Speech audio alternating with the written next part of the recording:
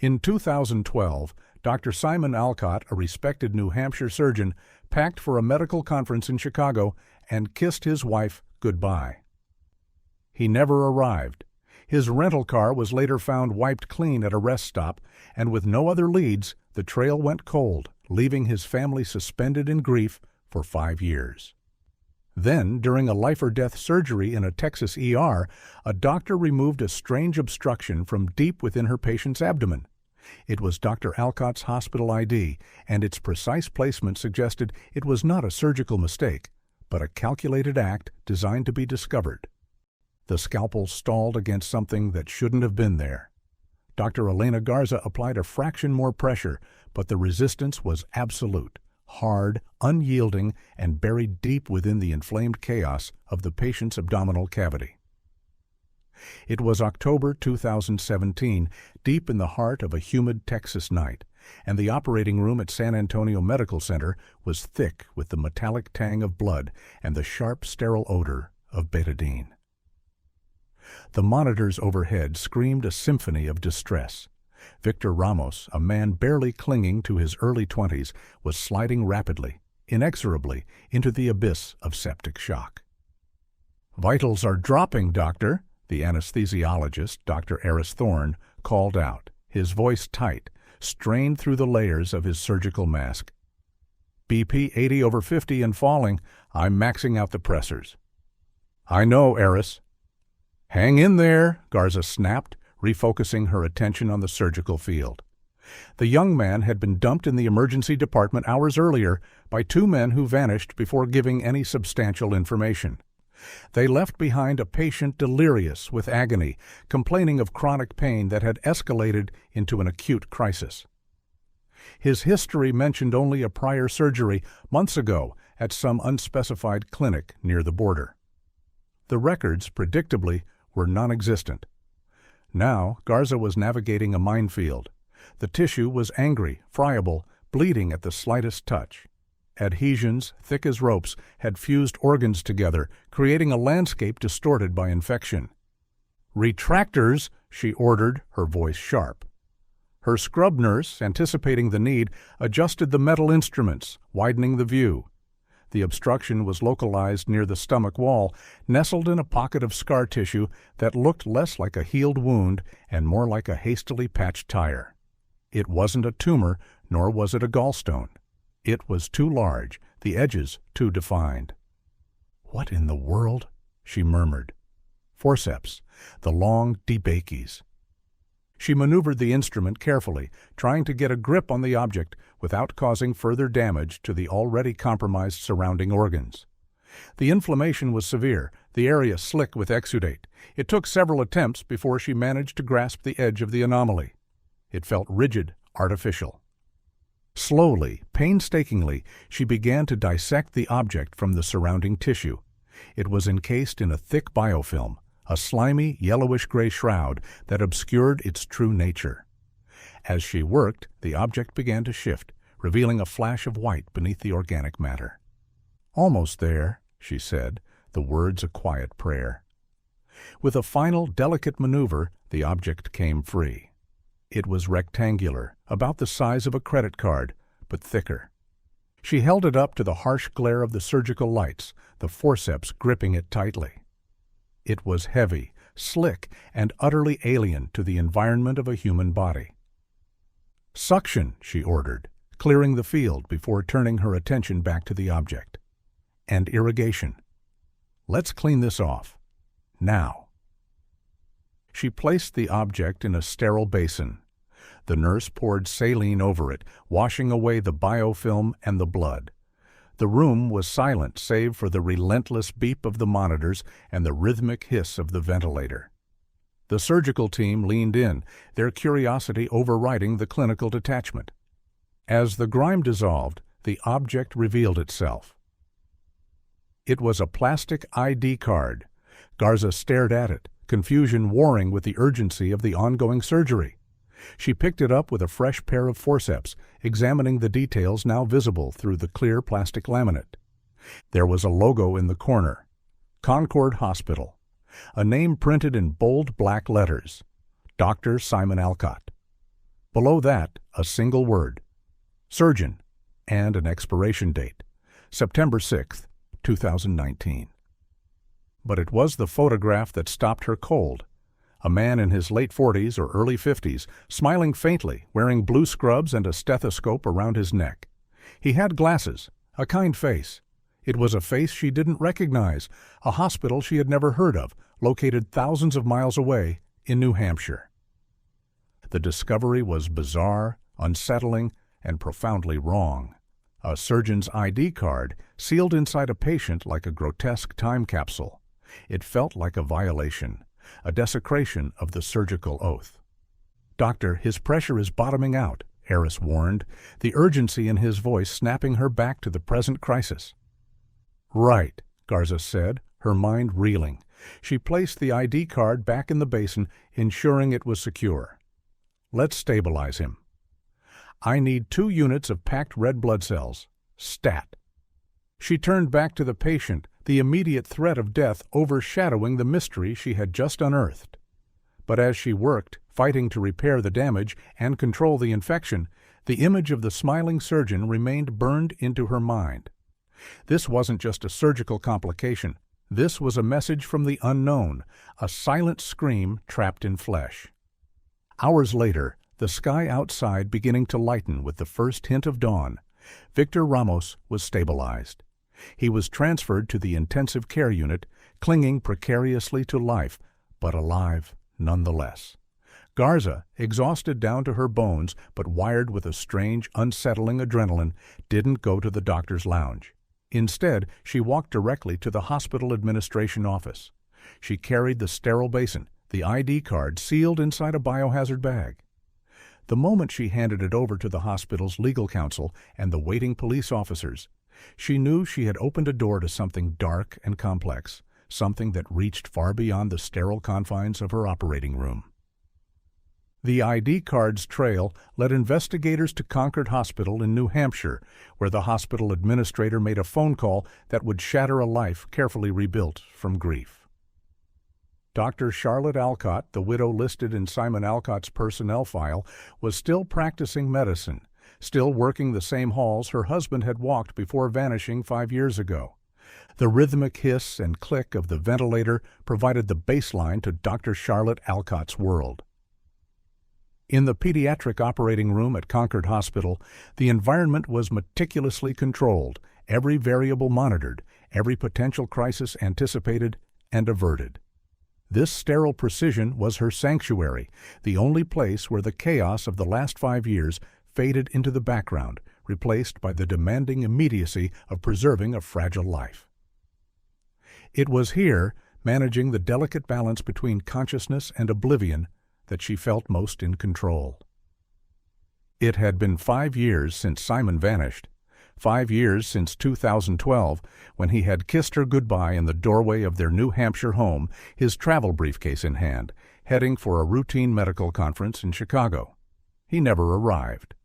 The memory of that day was a scar that refused to heal, a phantom limb that throbbed with unanswered questions. The initial investigation had yielded nothing. His rental car found abandoned at a rest stop on the Massachusetts Turnpike, wiped clean, pristine, devoid of any fingerprints, any trace of struggle, any hint of where he might have gone. The case had gone cold within months, leaving Charlotte suspended in an agonizing limbo of grief and uncertainty.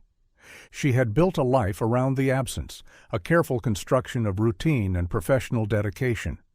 She found refuge in the demanding precision of anesthesiology, in the complex calculations of drug interactions, in the quiet focus of the operating room. On this crisp October morning in 2017, she was managing the anesthesia for a complex laparoscopic procedure on a young child. The atmosphere in the OR was calm, focused. Charlotte meticulously adjusted the desflurane vaporizer, her eyes tracking the rhythmic rise and fall of the child's chest, the steady cadence of the heart monitor. The numbers were perfect. The world was ordered. And then the disruption. The OR doors swung open with a pneumatic whoosh, admitting a sudden rush of unfiltered air and the muffled sounds of the hospital corridor. An administrative supervisor, Mrs. Gable, stepped into the room, her face pale and drawn, her expression flustered. This was unprecedented. Interrupting a surgery for anything less than a catastrophic emergency was a profound violation of protocol.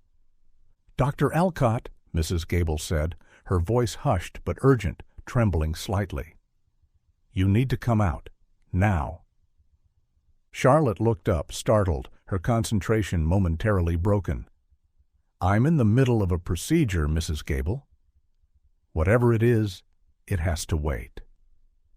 "It can't wait," the supervisor insisted, wringing her hands nervously. "Dr. Hayes is already scrubbed in to relieve you. There's an urgent call from the administrative board. It's about your husband." The mention of Simon's name sent a jolt of adrenaline through Charlotte, a sharp electric shock that momentarily paralyzed her. 5 years. 5 years of silence, of dead ends, of false hopes, and now this sudden, unprecedented urgency. Her heart hammered against her ribs, a frantic bird trapped in a cage. She stepped back from the anesthesia machine, allowing Dr. Hayes to take over. The transition was swift, practiced, the continuity of care maintained. But for Charlotte, the world had tilted on its axis. She stripped off her gloves and gown, the sterile environment suddenly feeling claustrophobic, the air too thin to breathe. She followed Mrs. Gable out of the OR, the silence of the hallway pressing in on her. The walk to the administrative wing felt impossibly long, the fluorescent lights overhead buzzing with an unnerving intensity. What could this be? Had they found remains? After all this time, was this finally the closure she both craved and dreaded? The agonizing finality of knowing he was gone. She was led into the main boardroom. The hospital's executive board members were seated around the large mahogany table, their expressions grim, their faces etched with a mixture of sympathy and apprehension. The air in the room was heavy, suffocating. "Dr. Alcott," the CEO, Mr. Rutherford, began, his voice carefully modulated, devoid of its usual charismatic warmth. "We received a communication from the authorities in San Antonio, Texas this morning. They contacted us to verify some information." Texas? Simon had no connection to Texas. Charlotte braced herself, her medical training kicking in, analyzing the situation with a detached precision, even as her world crumbled around her. She prepared herself for the words that would finally end the agonizing uncertainty. "They found something," Rutherford continued, pausing as if searching for the right words, the silence stretching agonizingly. "They found your husband's hospital ID card." Charlotte felt a wave of dizziness. His ID card, a tangible piece of him, resurfacing after 5 years. A relic from a life that no longer existed. She waited for the inevitable next sentence. "It was found with his remains." But Rutherford didn't say that. He said something else, something that shattered the fragile composure she had so carefully constructed over the past 5 years. Something impossible. "It was found during an emergency surgery. Dr. Alcott. They found the ID card inside a patient." The words hung in the air, nonsensical, horrific. Inside a patient. The implication was immediate, undeniable, and agonizing. Simon hadn't died in 2012. He was alive. He had performed surgery. The ambiguity that had defined her life was gone, replaced by a terrifying new reality. The ghost of her husband was suddenly flesh and blood, and the implications of where he had been and what he had been doing were darker than anything she could have imagined. The sanctuary she had built around herself was gone, replaced by a chilling void of fear and a desperate, overwhelming need for answers. The flight to San Antonio was a blur of pressurized air and agonizing reflection. Charlotte sat rigid in her seat, the hum of the engines a constant backdrop to the chaotic whirl of her thoughts. Inside a patient. The words echoed relentlessly, a macabre mantra that defied logic, that violated the fundamental principles of medicine. Simon was meticulous, obsessive about surgical protocols. He would never accidentally leave an object inside a patient. which meant it had to be intentional, a desperate act, a cry for help.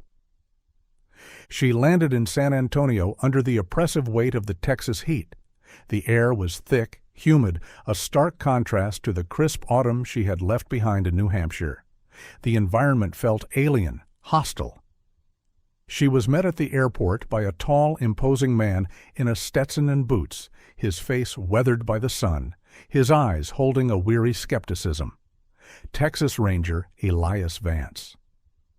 "Dr. Alcott," he greeted her, his voice a low drawl, his demeanor polite but distant. "Thank you for coming so quickly. I know this must be incredibly difficult." Charlotte nodded, unable to speak. The reality of the situation was crashing down on her, the abstract horror of the phone call solidifying into the concrete reality of the investigation. They drove in silence to the San Antonio Medical Center. The hospital was large, imposing, a maze of glass and steel. Vance led her to a small, windowless conference room, the air conditioning blasting cold air, the atmosphere sterile and impersonal. On the table sat a clear plastic evidence bag. Inside it, the ID card. Charlotte reached for it, her hand trembling. She recognized it instantly. The photo was Simon smiling, his eyes crinkling behind his glasses. The Concord Hospital logo, the familiar blue background. But it wasn't the ID he wore every day. That one was frayed, the lanyard worn and faded. This one was pristine. This wasn't his primary ID, she said, her voice hoarse, the realization hitting her with sudden clarity. He kept a spare. Vance raised an eyebrow, his interest piqued. A spare? Where? In the lining of his travel briefcase, Charlotte explained, the memory surfacing with painful clarity. A hidden compartment, a secret pocket he had shown her years ago. He was paranoid about losing his main ID when traveling. He always kept a backup tucked away. The briefcase. It had never been recovered from the abandoned rental car. The police had assumed it was stolen, along with Simon. This explained why he still had it 5 years later, and why whoever took him likely missed it. It was a hidden piece of his past, a lifeline he had clung to in the darkness, waiting for the moment to use it. Vance nodded slowly, absorbing the information, the pieces clicking into place. That makes sense. It explains why this card specifically resurfaced, and it means he was planning this, waiting for an opportunity. He introduced her to Dr. Elena Garza, the surgeon who had found the ID. Garza was exhausted, her eyes shadowed with fatigue, but she spoke with a calm, measured precision that Charlotte appreciated. A fellow surgeon, a professional who understood the gravity of the discovery. "I've never seen anything like it," Garza said, recounting the details of the surgery. The septic shock, the severe obstruction, the dense scar tissue surrounding the card. She pulled up the surgical images on a monitor, the high-resolution scans displaying the internal landscape of the patient's abdomen. The placement was peculiar, Garza emphasized, her gaze locking with Charlotte's, a shared understanding passing between them. It wasn't floating freely in the abdominal cavity. It was embedded near the stomach wall, lodged in a way that... She paused, considering her words carefully, the clinical terminology failing to capture the deliberate nature of the act. It felt intentional. Charlotte leaned forward, her breath catching in her throat, her eyes tracing the contours of the surgical field on the screen. Deliberate how? It was positioned where it wouldn't cause immediate, life-threatening complications, Garza explained, pointing to the specific location on the scan. It wasn't obstructing the bowel, it wasn't eroding into a major blood vessel. It was placed where it would fester, where it would cause chronic inflammation, intermittent pain, but not immediate fatality. She paused, letting the implication sink in. It was guaranteed to cause problems eventually. Obstruction? Infection. It was a time bomb, waiting to go off. The realization hit Charlotte with the force of a physical blow. This wasn't an accident. It wasn't a mistake. It was a message. Simon was alive.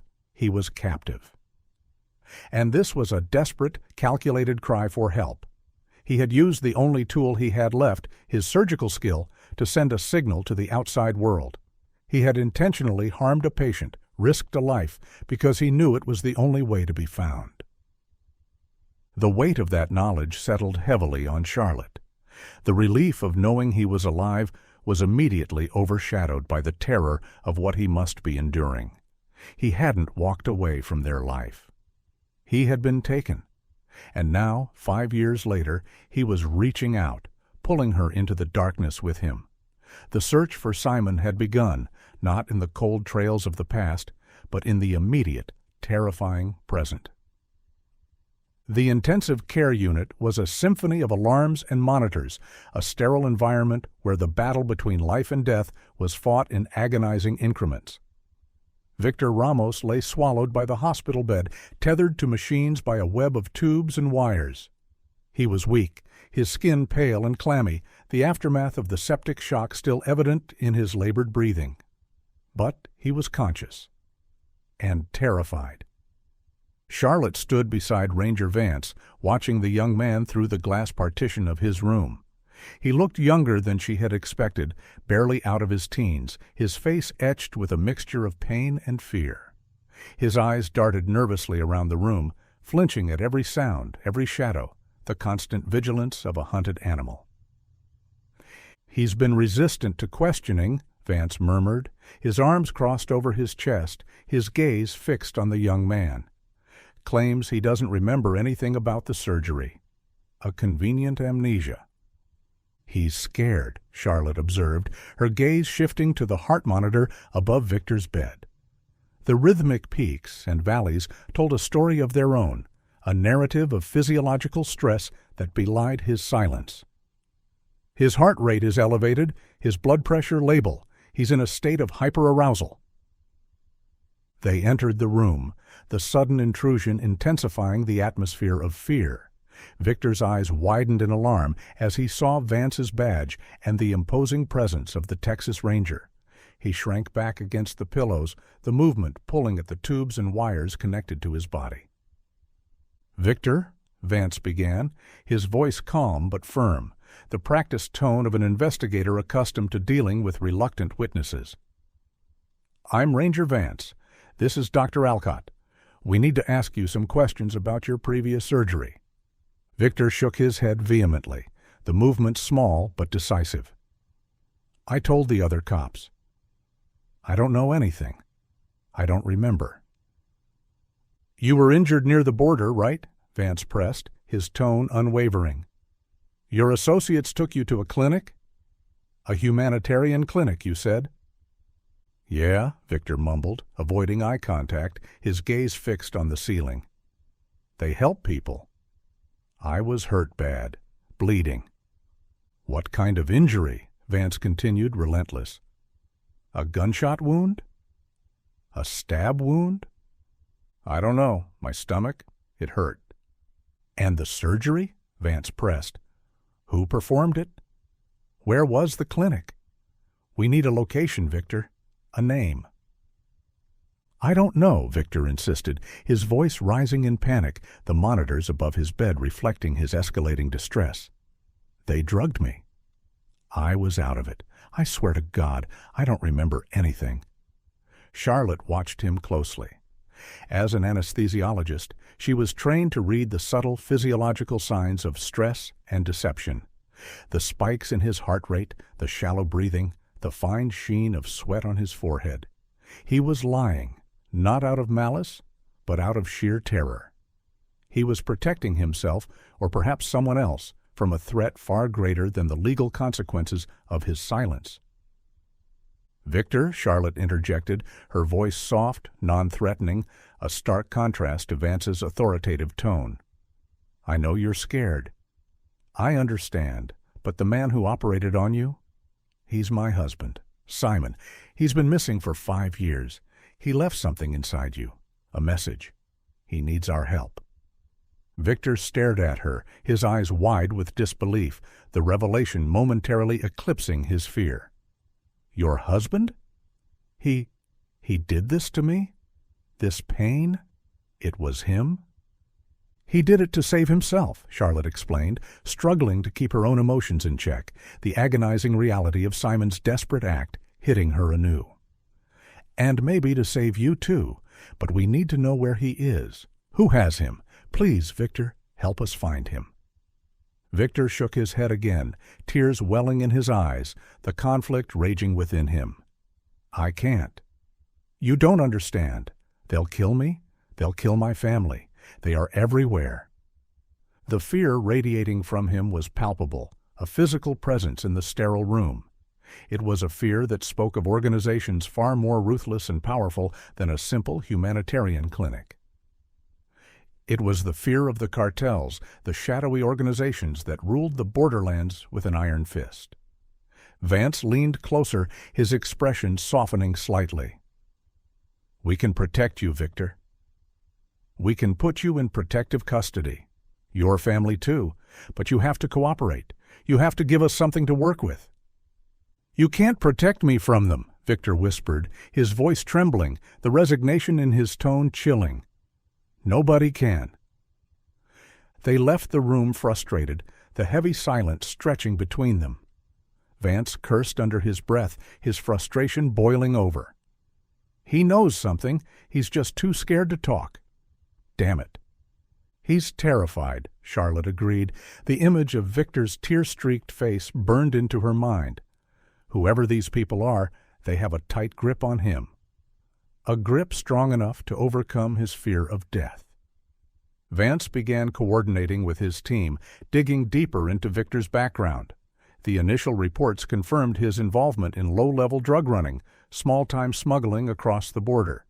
It explained his reluctance to involve the authorities and his connection to the shadowy world where such clandestine clinics might exist. While Vance focused on the criminal aspect, Charlotte turned her attention back to the medical details. If Victor wouldn't tell them where the surgery took place, maybe his body would. The answers, she suspected, were hidden within the precise, calculated incisions her husband had made. I need to review his full medical records, she told Vance, her voice regaining its professional edge.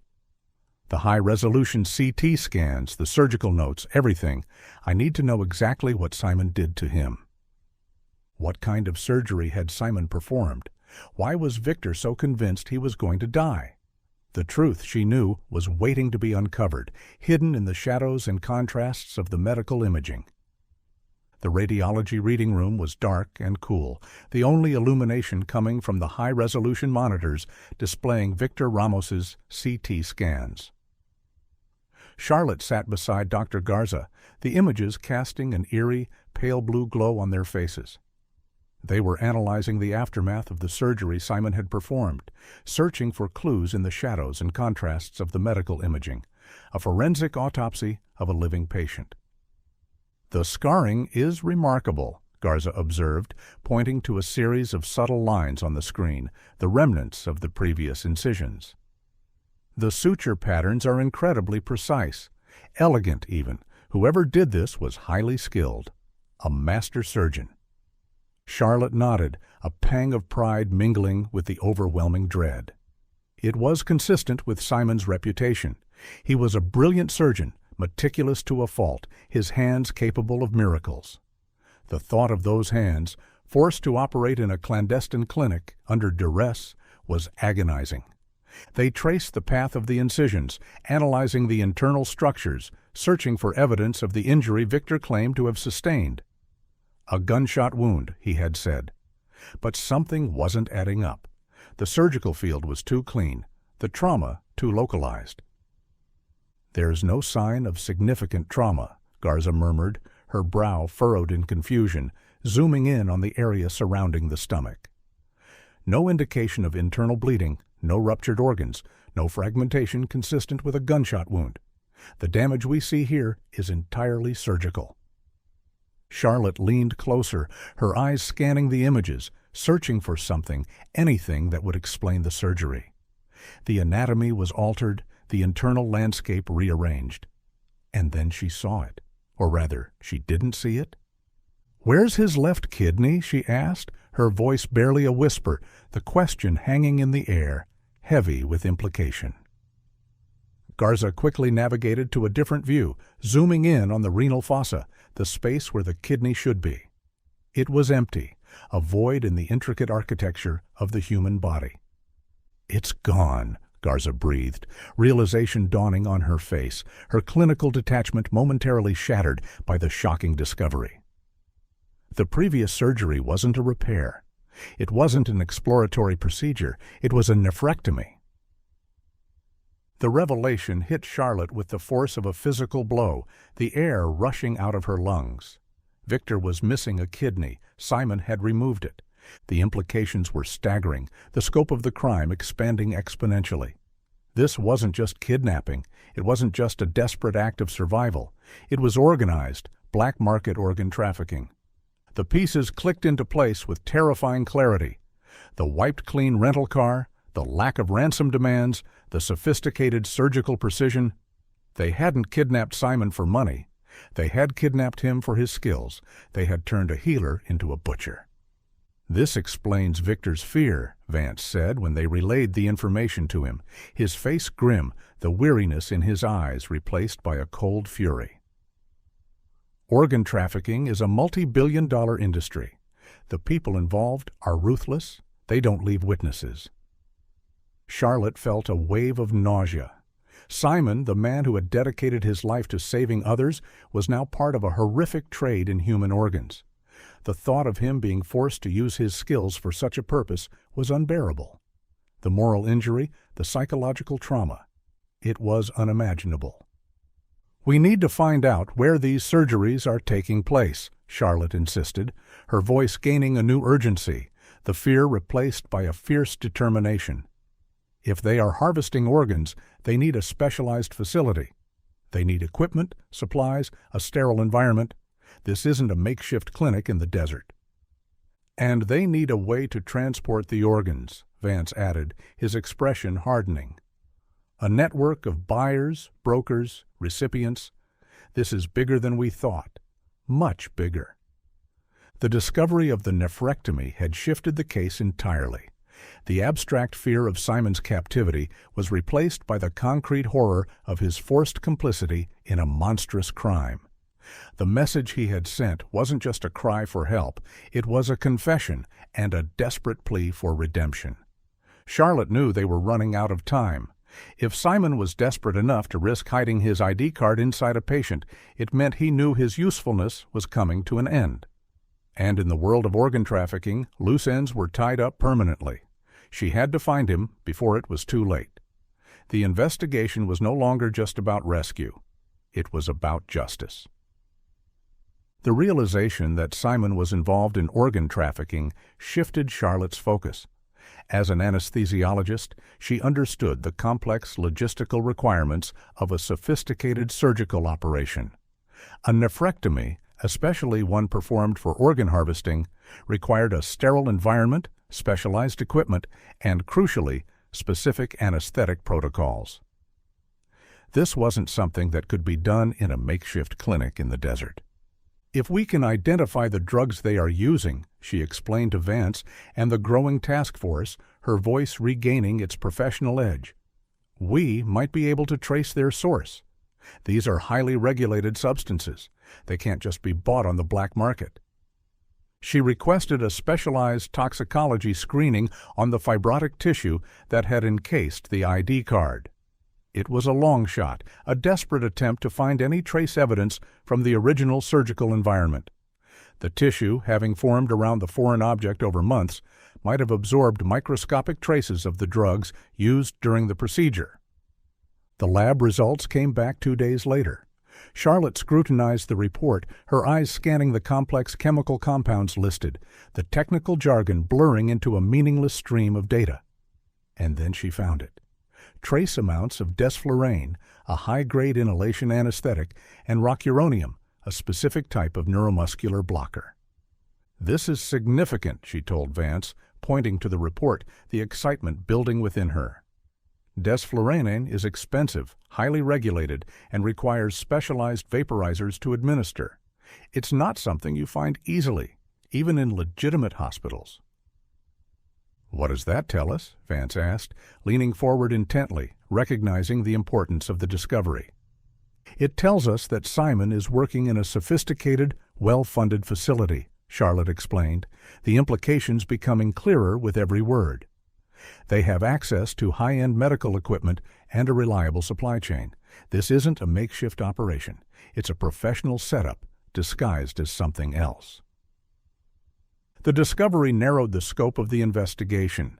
They were looking for a facility capable of handling complex surgeries with access to restricted medical supplies. A ghost facility operating in the shadows of the legitimate medical world. Vance involved the Drug Enforcement Administration (DEA). The specialized anesthetics and the equipment required to administer them were tightly controlled substances. Their distribution was meticulously tracked, every vial, every vaporizer serialized and monitored. Charlotte worked closely with the DEA agents, providing them with the specific details of the drugs and equipment they were looking for. She created a profile of the required supplies, a checklist of the infrastructure needed for a sophisticated surgical operation. They began tracing the supply chain, analyzing purchase records, shipping manifests, and distribution networks across the Southwest. The investigation was slow, painstaking work. The sheer volume of data was overwhelming. Thousands of transactions, hundreds of suppliers, a complex web of legitimate medical facilities, and suspicious shell corporations. But Charlotte was relentless. She spent hours analyzing the information, looking for anomalies, inconsistencies, anything that would point to a clandestine operation. Days turned into a week. The pressure mounted. Charlotte felt the agonizing weight of time slipping away. Every hour that passed was another hour Simon spent in captivity, another hour closer to the moment his captors decided he was no longer useful. The frustration was agonizing, the fear a constant companion. Finally, a breakthrough. The DEA identified a major purchaser of the specialized anesthetics and vaporizers in the region, a seemingly legitimate organization, Aegis Global Health. "They are an international humanitarian medical organization," the lead DEA agent, Agent Miller, explained, spreading the organization's files on the table. The glossy brochures showcasing their humanitarian missions, a stark contrast to the dark reality they suspected. They provide medical aid in disaster zones and conflict areas. A perfect cover. Charlotte analyzed their public records. On the surface, Aegis Global Health appeared legitimate. A professional website, a board of directors comprised of respected medical professionals, a long list of humanitarian missions. But as she dug deeper, she noticed the inconsistencies. They imported large quantities of the specific anesthetics they were looking for, along with other high-end medical equipment like perfusion pumps and preservation fluids, the kind used for organ transport. Yet their reported patient throughput was unusually low. The numbers didn't add up. "They are stockpiling supplies," Charlotte realized, a chill running down her spine, the realization hitting her with the force of a revelation. "They are using their humanitarian status as a cover for their illegal activities. They are hiding in plain sight." The evidence was circumstantial but compelling. Aegis Global Health had the means, the motive, and the opportunity. "We need to investigate them further," Vance decided, his voice hardening with resolve. "We need to find out where their facilities are, who is running the operation, and where they are keeping Simon." The anesthesia trail had led them to a formidable adversary, an organization hiding behind the facade of humanitarian aid, exploiting the vulnerabilities of the system to conceal a horrific crime. The realization made Charlotte's blood run cold. They weren't just fighting criminals. They were fighting a system designed to deceive and deflect. And Simon was trapped at the center of it, a pawn in a deadly game of greed and exploitation.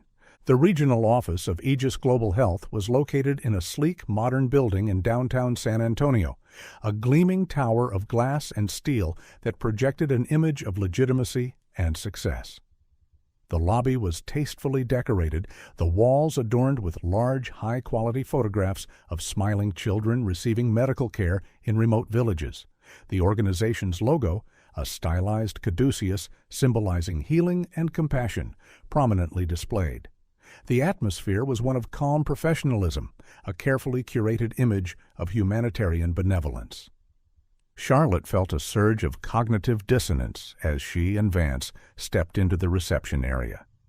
The sterile efficiency of the place felt disturbingly familiar, reminiscent of the hospitals she had worked in throughout her career.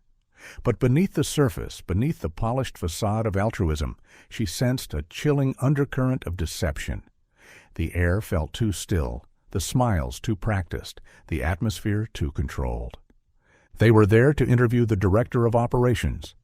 The DEA's investigation had flagged the San Antonio office as the central hub for Aegis's activities in the region, the epicenter of the suspicious supply chain anomalies.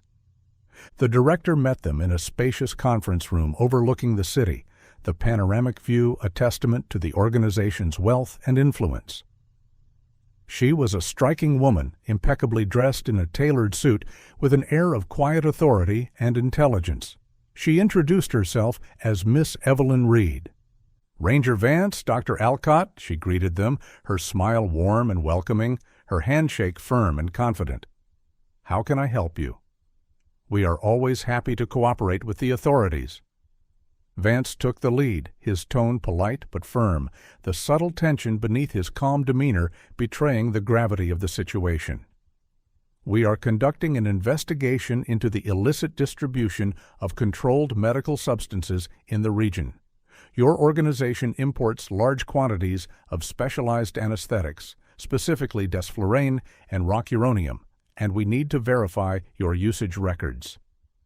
Ms. Reed nodded graciously, seemingly unfazed by the inquiry, her expression one of polite cooperation. "Of course. We understand the importance of regulatory compliance. Our work requires us to maintain a substantial inventory of medical supplies given the unpredictable nature of humanitarian crises. We operate in some of the most challenging environments in the world." She provided them with detailed records, meticulously documented files that accounted for every vial of anesthetic, every piece of equipment. The paperwork was flawless, the inventory logs precise, the shipping manifests detailed. On the surface, everything appeared legitimate. Charlotte watched her closely, analyzing her demeanor, her responses, the subtle nuances of her body language.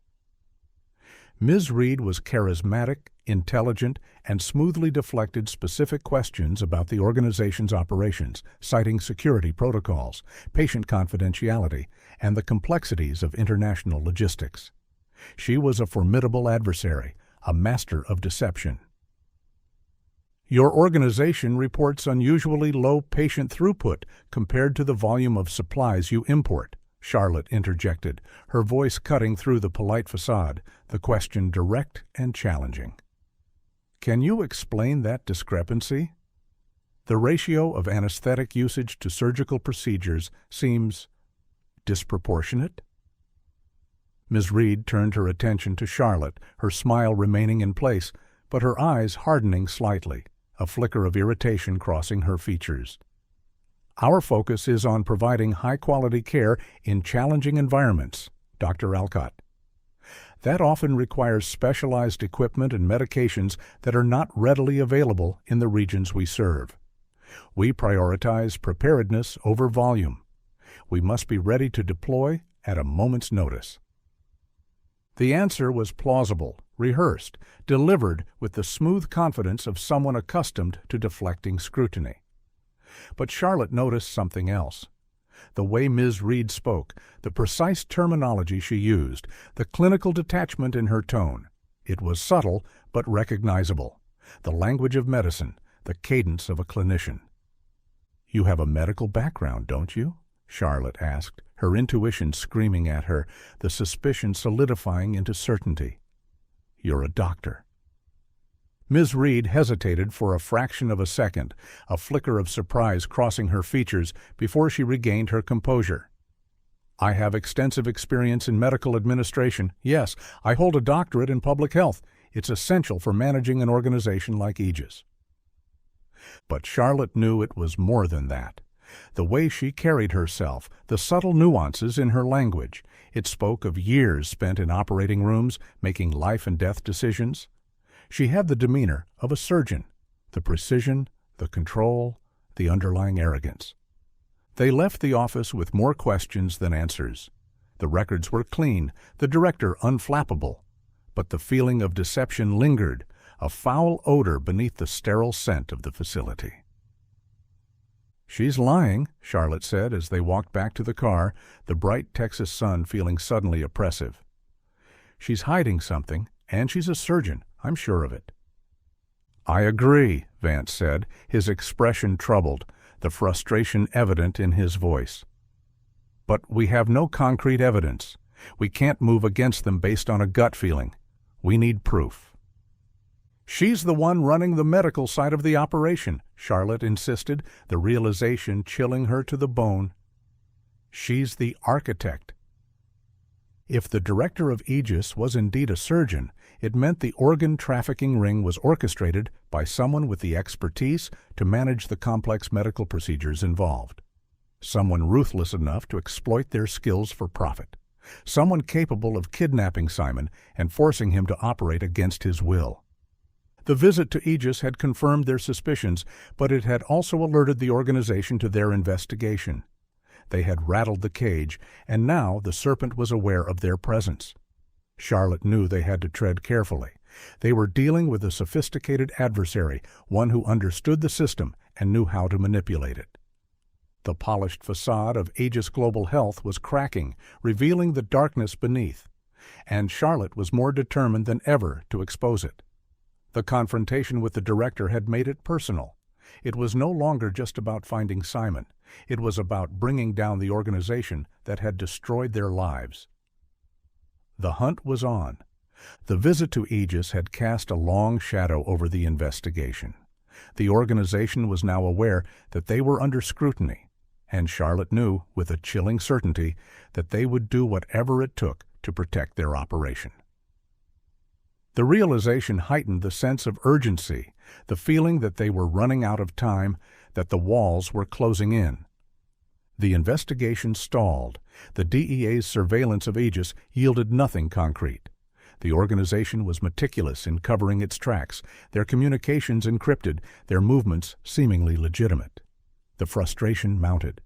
Charlotte felt a growing sense of helplessness, the agonizing feeling of being so close, yet so far, the abstract fear replaced by the immediate threat of failure. Late one evening, the city outside bathed in the neon glow of the nightlife.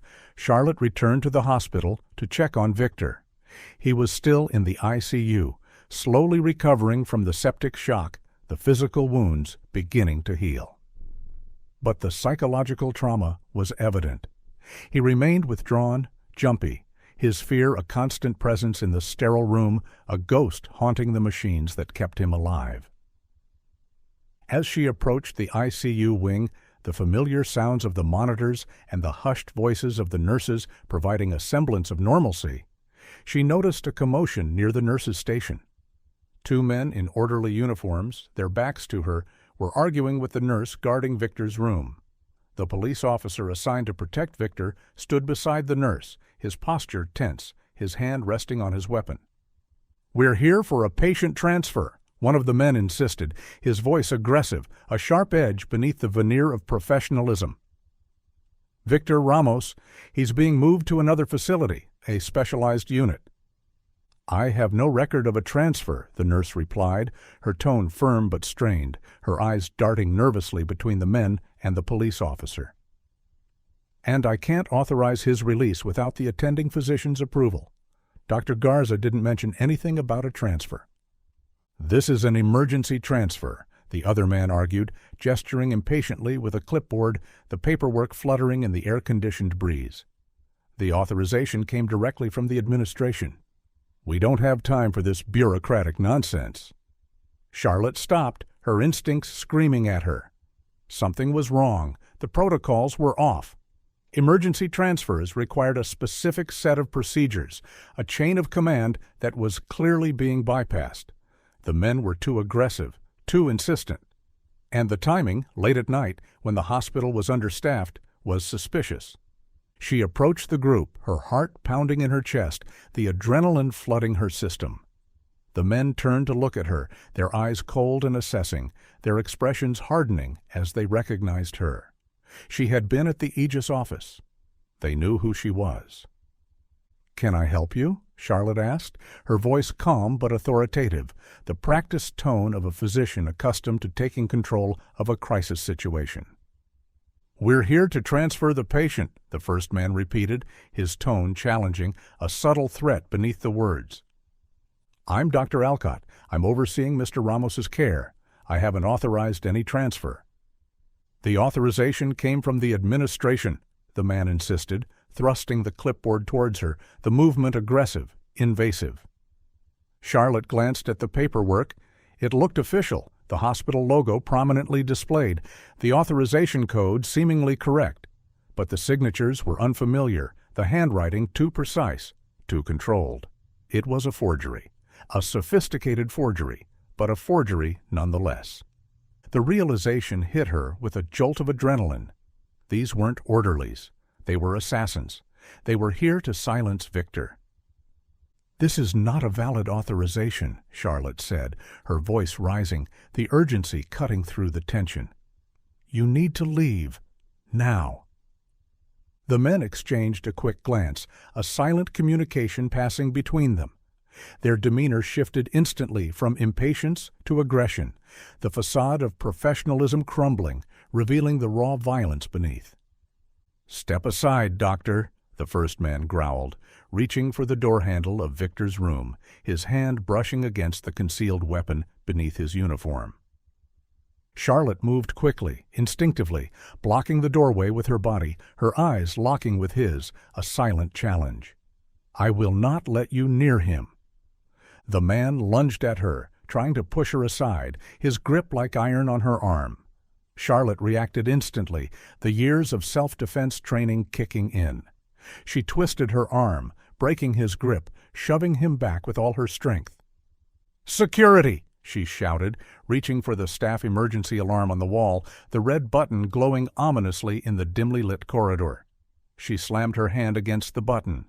The shrill sound of the alarm echoed through the hallway, a piercing scream that shattered the silence of the night. The men hesitated, their eyes darting nervously towards the exit. The police officer drew his weapon, shouting commands. They knew they had lost the element of surprise. The carefully planned abduction had disintegrated into a chaotic confrontation. With a final, venomous glare at Charlotte, they turned and fled, disappearing down the hallway, their footsteps echoing in the sudden silence. They escaped the hospital before security arrived, vanishing into the night. Charlotte leaned against the wall, her breath coming in ragged gasps, her hands trembling, her heart racing. The confrontation had lasted only a few seconds, but the intensity of it had left her shaken, the visceral reality of the threat hitting her with full force. Vance arrived minutes later, his face grim, the flashing lights of the police cars outside casting eerie shadows on the walls. The hospital was put on lockdown, the security protocols activated, but the intruders were gone. The attempt on Victor's life confirmed their worst fears. The organization knew he was a liability, and they were desperate to eliminate the threat. They were close by, watching their every move, capable of infiltrating a secure facility and eliminating a witness with ruthless efficiency. "They are getting sloppy," Vance said, his eyes scanning the hallway, the forensic team beginning their work. "They are panicking?" "They are escalating," Charlotte corrected him, her voice still trembling, the fear replaced by a cold fury. "They are willing to kill to protect their operation. They are not afraid of the consequences." The threat was no longer abstract. It was immediate, visceral. The organization had shown their hand, revealing the extent of their ruthlessness, their desperation. The incident galvanized Charlotte. The fear was still there, a cold knot in her stomach, but it was overshadowed by a fierce determination. They were close. The organization was reacting, making mistakes. And she was ready to push back, to fight fire with fire. The game had changed, and she was no longer a passive observer. She was a player. The attack in the ICU shattered the last vestiges of Victor's resistance. The realization that the organization could reach him even within the sterile confines of the hospital, even under police protection, terrified him more than any police interrogation. He understood now that his silence would not protect him. It would only guarantee his death.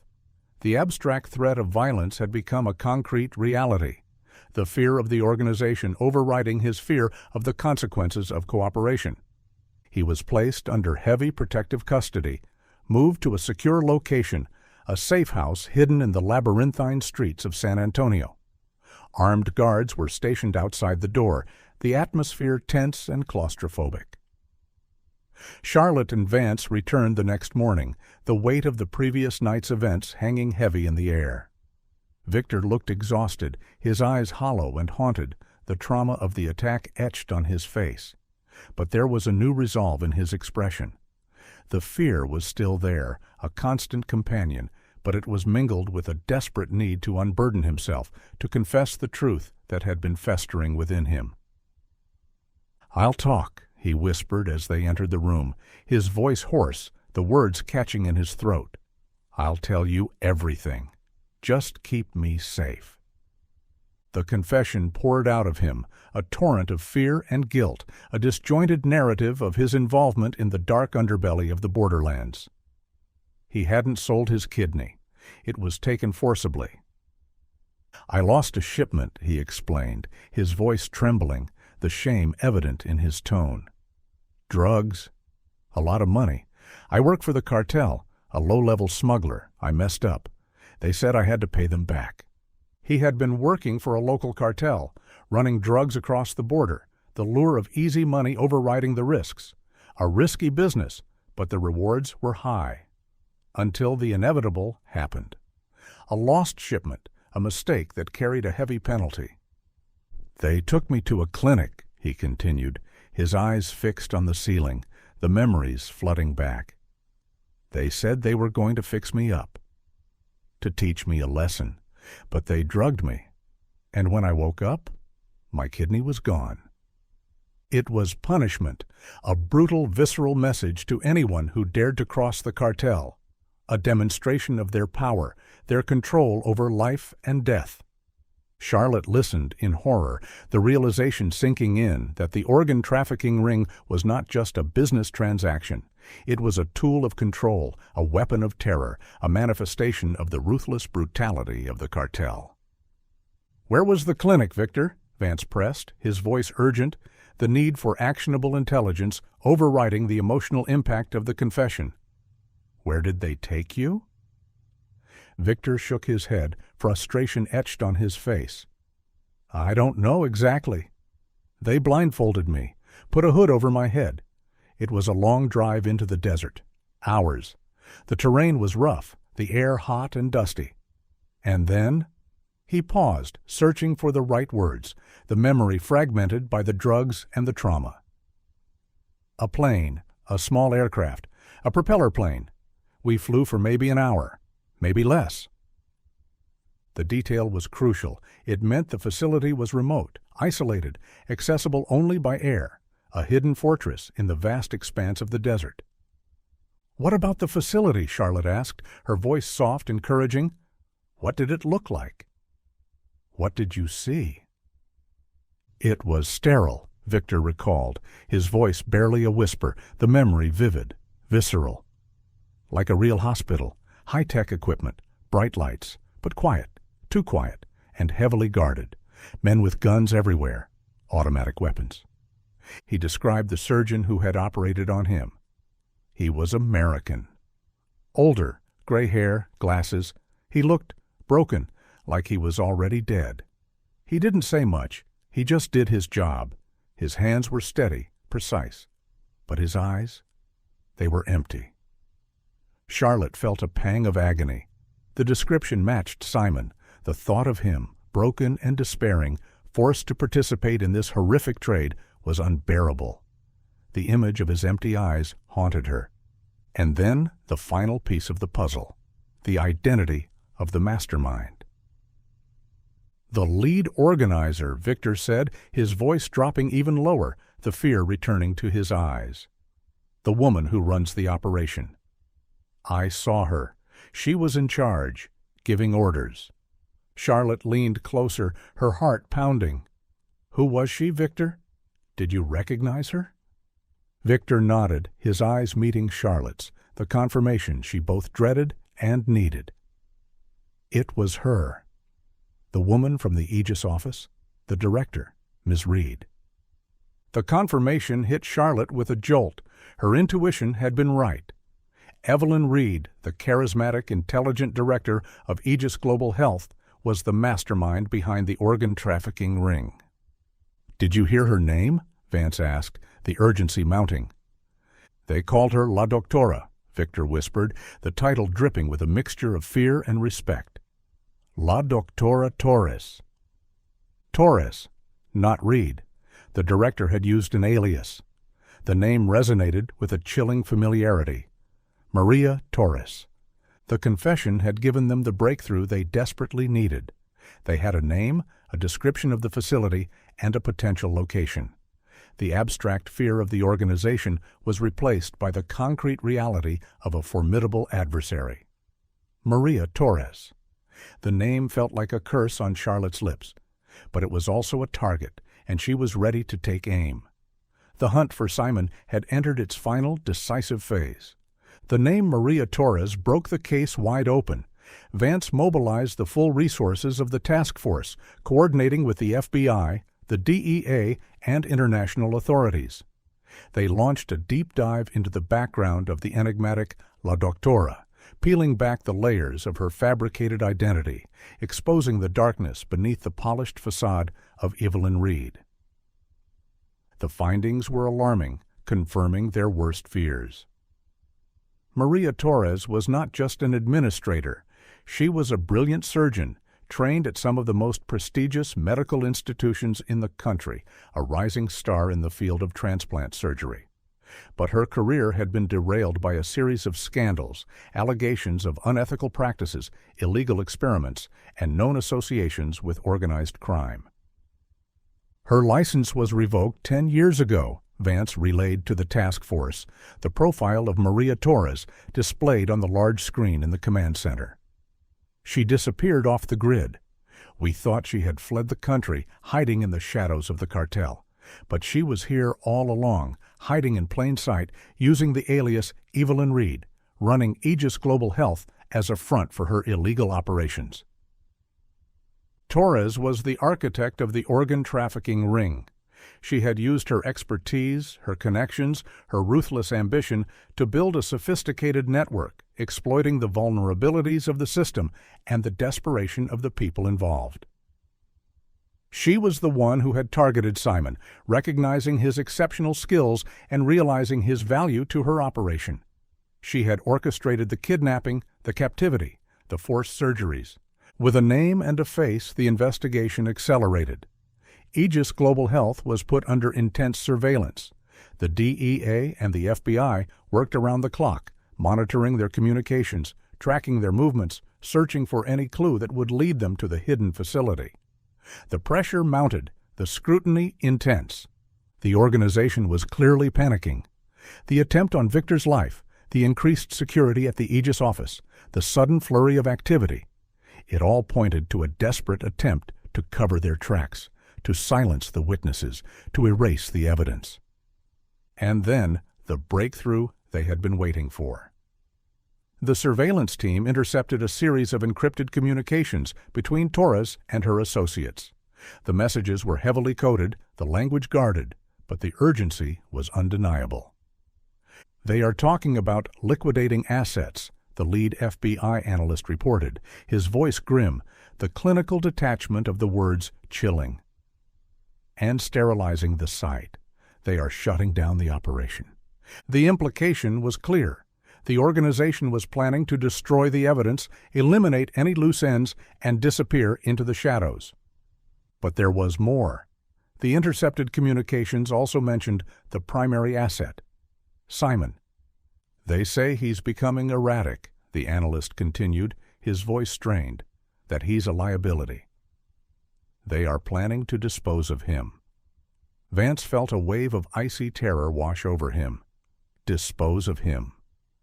The euphemism failed to conceal the brutal reality of the threat. They mentioned a replacement, the analyst added, the final nail in the coffin. A new surgeon. They've been training him. Simon's usefulness has come to an end. The timeline accelerated dramatically. They realized they had hours, maybe a day, before the cartel destroyed the compound and killed Simon. The desperate gamble Simon had taken, hiding his ID card inside Victor, had set off a chain of events that was now culminating in a deadly race against time. The investigation was no longer about justice. It was about survival. The hunt for the hidden facility became a frantic search, the fate of Simon hanging in the balance. The desert held the key, and they had to unlock it before it was too late. The mobilization order was given. The tactical teams prepared for the assault. The endgame had begun. The vast expanse of the Chihuahuan Desert stretched before them, a seemingly endless landscape of sand, rock, and scrub brush, a hostile environment that concealed its secrets well. The task of locating a hidden facility in this unforgiving terrain felt insurmountable, a needle in a haystack of epic proportions. But they had a starting point. Victor's fragmented memories, the clues hidden in the supply chain data, the whispers of the intercepted communications. The task force, a coalition of Texas Rangers, DIA, and FBI agents, assembled in a makeshift command center on the outskirts of San Antonio, a temporary hub of activity in the midst of the desolate landscape. The atmosphere was tense, the air thick with anticipation and anxiety, the silence broken only by the hum of the generators and the murmur of the analysts processing the overwhelming influx of data. Charlotte stood before a large topographic map of the region, surrounded by agents analyzing data on high-resolution monitors. They were collating Victor's information, the long drive into the desert, the flight duration, the terrain description, with the supply chain data and historical radar data for unregistered flights in the area. A complex puzzle, the pieces scattered across the vast expanse of the desert. He said they flew for about an hour, Agent Miller, the lead FBI analyst, pointed out, tracing a radius on the map, the circle encompassing a massive area of remote wilderness. That gives us a search area of roughly 200 miles, a lot of ground to cover. It was still a massive area, encompassing some of the most remote and inaccessible parts of the desert, a labyrinth of canyons and mountains where a sophisticated facility could remain hidden indefinitely. Charlotte focused on the logistical requirements of a sophisticated surgical facility. Her expertise as an anesthesiologist gave her a unique perspective on the infrastructure needed to support such an operation. The clinical details, the technical requirements, the environmental constraints. They need reliable power, she stated, her voice clear and steady, cutting through the chaotic whirl of information, the technical jargon translating into actionable intelligence. A facility like this requires a significant amount of electricity to run the surgical equipment, the ventilation systems, the refrigeration units for organ storage.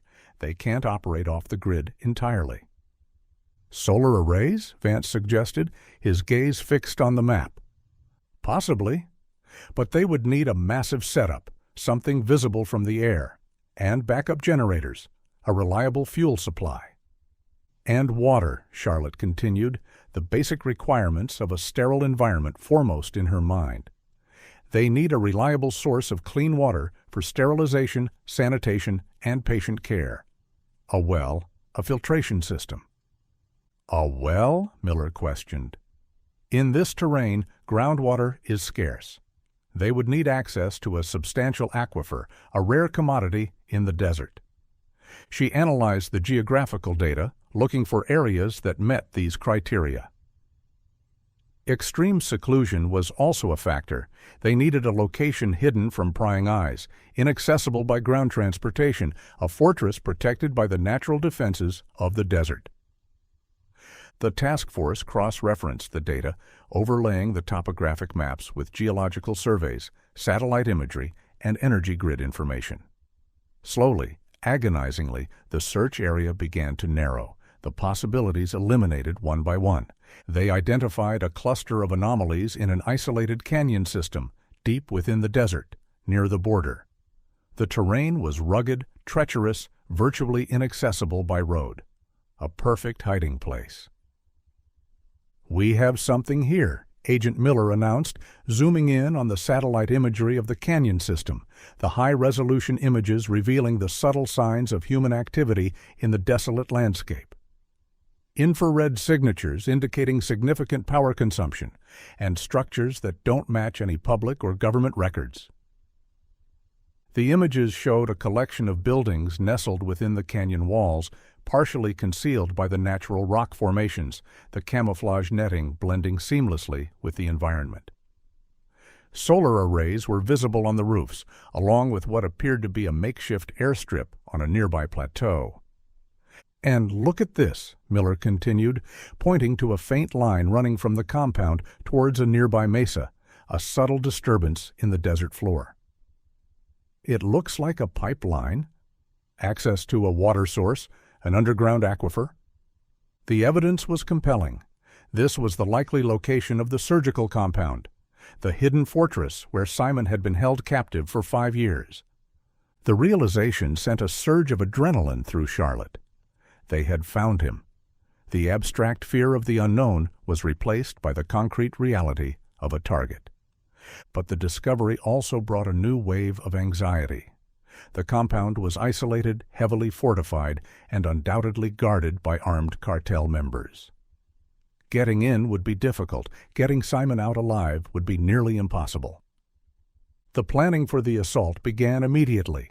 The tactical teams analyzed the terrain, the entry points, the potential threats. The operation would be high risk, complicated by the remote location and the uncertainty of what they would find inside. Charlotte watched the preparations, a knot of fear tightening in her stomach. The sterile precision of the investigation was about to give way to the chaotic violence of a tactical assault. And Simon was trapped in the crossfire. The end game was approaching, the final confrontation imminent. The mobilization was swift and decisive. A multi-agency tactical operation involving the Texas Rangers, the DEA, and the FBI's Elite Hostage Rescue Team, HRT, was organized. The objective was clear, the mission perilous: breach the compound, rescue Simon Alcott, and apprehend Maria Torres and her associates. The risks were immense, the potential for catastrophe high.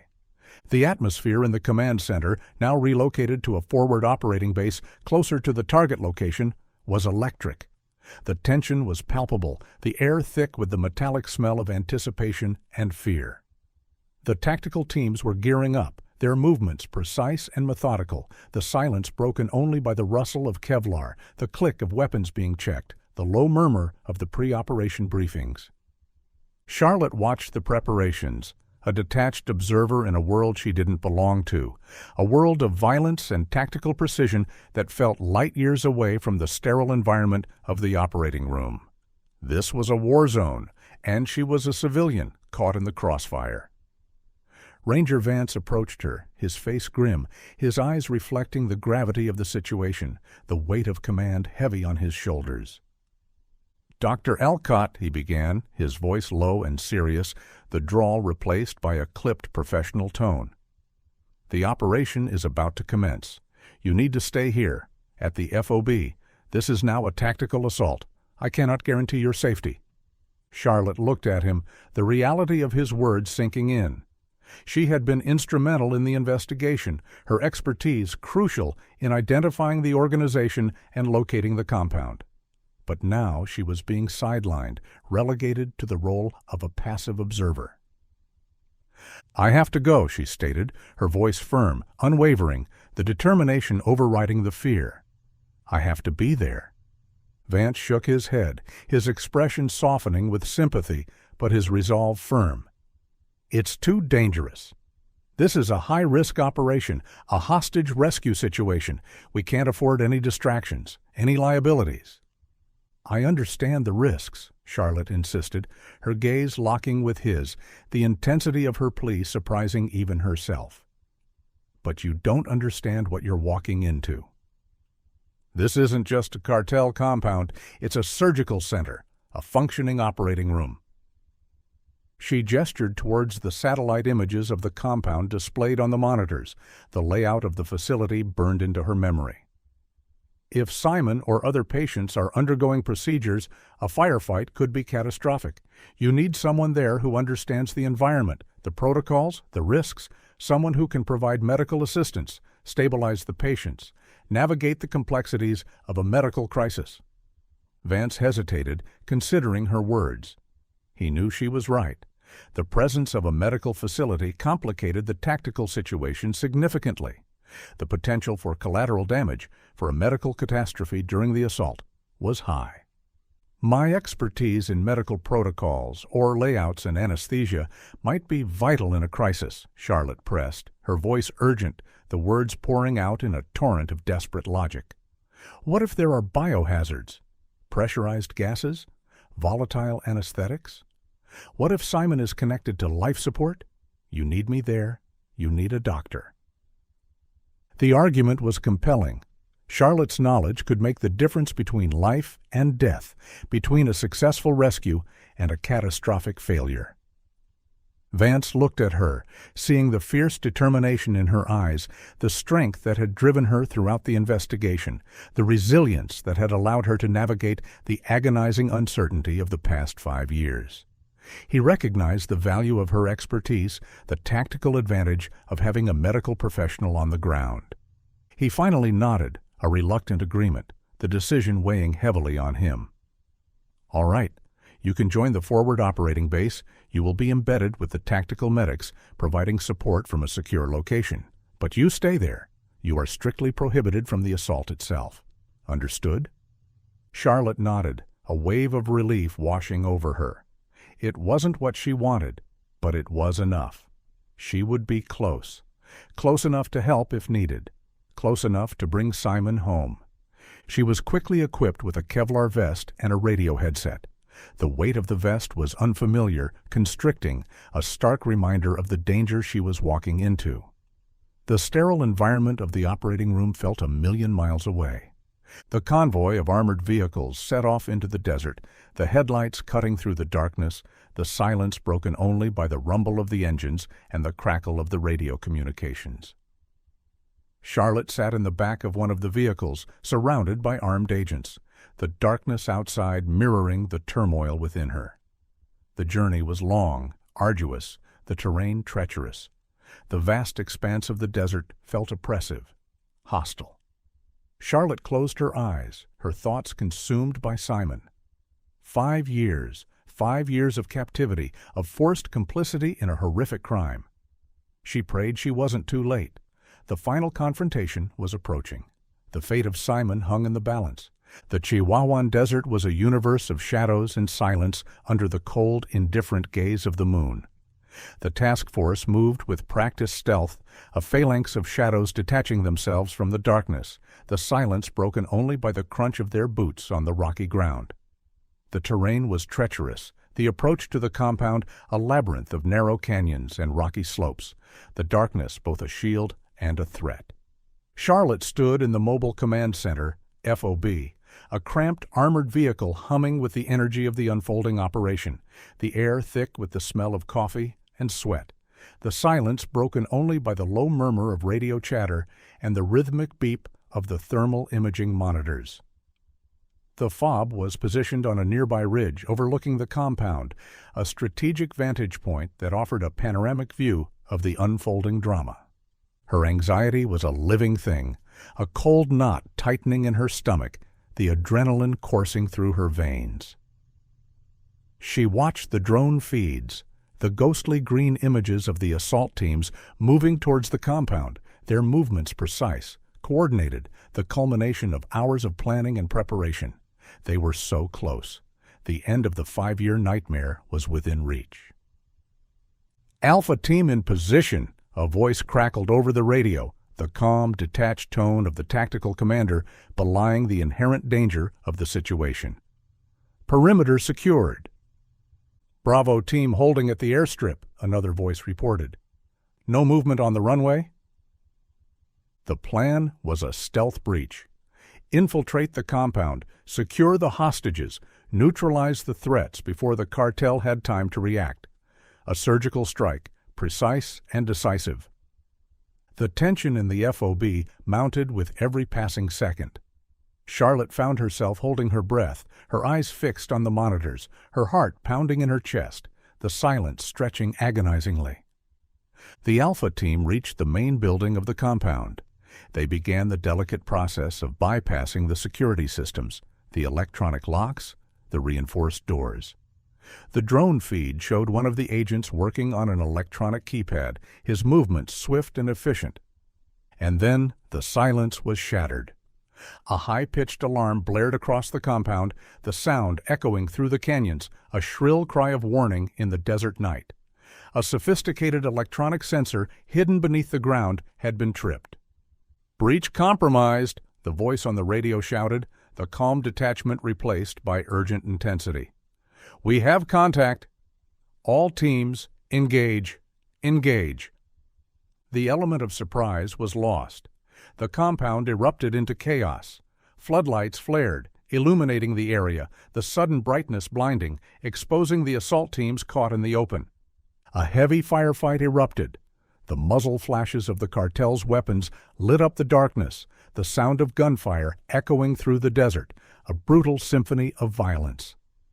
Charlotte watched in horror as the thermal imaging monitors turned into a chaotic blur of movement and heat signatures.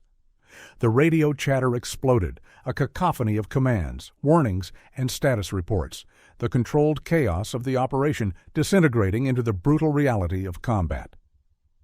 Alpha team taking heavy fire, requesting immediate support at the main entrance. Bravo team engaging targets at the airstrip. They are trying to escape.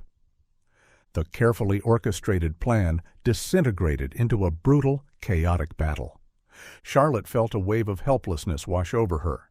She was trapped in the FOB, a passive observer in an unfolding nightmare. She could only listen to the sounds of the battle, the agonizing uncertainty of what was happening inside the compound. The fear that had been a constant companion throughout the investigation turned into a paralyzing terror. Simon was inside that compound, trapped in the crossfire, his fate hanging by a thread. The desert night, once a symbol of hope and possibility, now felt like a suffocating shroud. The battle raged on, the outcome uncertain, the silence of the desert replaced by the brutal symphony of war. And Charlotte could only watch, wait, and pray. The tactical teams fought with fierce determination, pushing through the heavy resistance, their training and discipline overriding the chaos of the battle. They slowly gained ground, neutralizing the cartel security forces, securing the perimeter. They breached the surface buildings, clearing them one by one, the sound of controlled bursts of gunfire echoing through the radio chatter. But the buildings were just barracks and storage facilities. There was no sign of Simon or the surgical center. "The main building is clear," the Alpha team leader reported, his voice strained, the exhaustion evident in his tone. No sign of the hostages. No sign of Torres. They vanished. The realization sent a wave of confusion and frustration through the FOB. Where were they? The compound was secure, the perimeter locked down. They couldn't have escaped. "There has to be another structure," Vance insisted, analyzing the blueprints of the compound they had constructed from the satellite imagery. The layout of the facility spread across the monitors. A basement, a bunker, something hidden. They didn't just disappear into thin air. The teams continued their search, scouring the compound for any sign of a hidden entrance, a secret passage, a concealed door. And then they found it. A reinforced hatch concealed beneath a false floor in one of the storage buildings, the entrance hidden beneath a pile of crates. "We found an entrance," the Alpha team leader reported, the excitement returning to his voice. "Looks like an underground facility, a bunker." The realization hit Charlotte with a jolt. A bunker, a hidden surgical center buried beneath the desert floor. It explained the sophisticated infrastructure, the isolation, the secrecy. It explained how they had remained hidden for so long, operating in the shadows, protected from the outside world. The tactical teams prepared to breach the bunker. They set explosive charges on the hatch, ready to blow it open, to confront the darkness hidden beneath the surface. But before they could detonate the charges, a voice came over the secure channel. A woman's voice, calm, cold, and terrifyingly familiar. Maria Torres. "Ranger Vance, I know you're there, and I know Dr. Alcott is listening." She had hacked the frequency. The realization chilled Charlotte to the bone. The sophistication of the organization, their ability to anticipate their every move, was staggering. The silence in the FOB was absolute, the tension unbearable. "You have trespassed on private property and assaulted my staff," Torres continued, her voice laced with an unsettling calm, the audacity of the lie breathtaking. "I demand that you withdraw immediately, or face the consequences." Vance exchanged a quick glance with Charlotte, his expression grim. He grabbed the radio, his voice firm, unwavering. "That's not going to happen, Torres. It's over. We have you surrounded. Surrender now, and no one else gets hurt." "Do you?" Torres replied, a hint of amusement in her tone, the chilling confidence of a cornered animal. "I don't think you understand the situation. You are not in control here. I am." A video feed activated on one of the monitors in the FOB. It was a live feed from inside the bunker, the image grainy, the lighting harsh, but the scene clear, horrifying. Charlotte watched in horror. The image showed the interior of the underground facility. It was a state-of-the-art surgical center equipped with the latest technology, the sterile environment a stark contrast to the chaos unfolding above ground. And in the center of the room, on the operating table, lay a patient undergoing a complex procedure, a surgery, an organ harvest.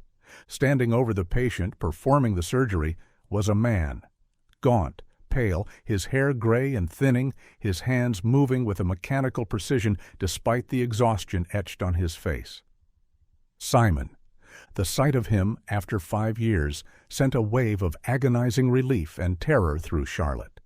He was alive, but he was trapped, forced to perform a horrific surgery under duress, his life hanging by a thread. Maria Torres stood beside him, armed with a handgun, the barrel pressed against Simon's temple. Other guards were visible in the background, their weapons raised, the scene a grotesque tableau of medical expertise and brutal violence. "As you can see," Torres said, her voice dripping with menace, the ultimatum clear, unequivocal. "We are in the middle of a delicate procedure. Any attempt to breach this facility will result in the immediate termination of the patient and Dr. Alcott." The ultimatum hung in the air, a chilling declaration of control. Torres held all the cards. The lives of Simon and the patient were in her hands. The raid halted at the bunker entrance. The tactical teams were paralyzed, unable to advance without risking the lives of the hostages. The standoff began. The agonizing choice between action and inaction, between rescue and tragedy, hanging in the balance. The standoff stretched on, the silence in the FOB broken only by the crackle of the radio and the labored breathing of the agents. The tension was unbearable, a suffocating weight pressing down on them, the realization of the impossible situation paralyzing. Vance, now at the FOB with Charlotte, took the lead in the negotiations. He established a direct line of communication with Torres, his voice calm and steady, the practiced tone of a hostage negotiator trying to de-escalate the situation, to find a crack in the armor of the ruthless adversary.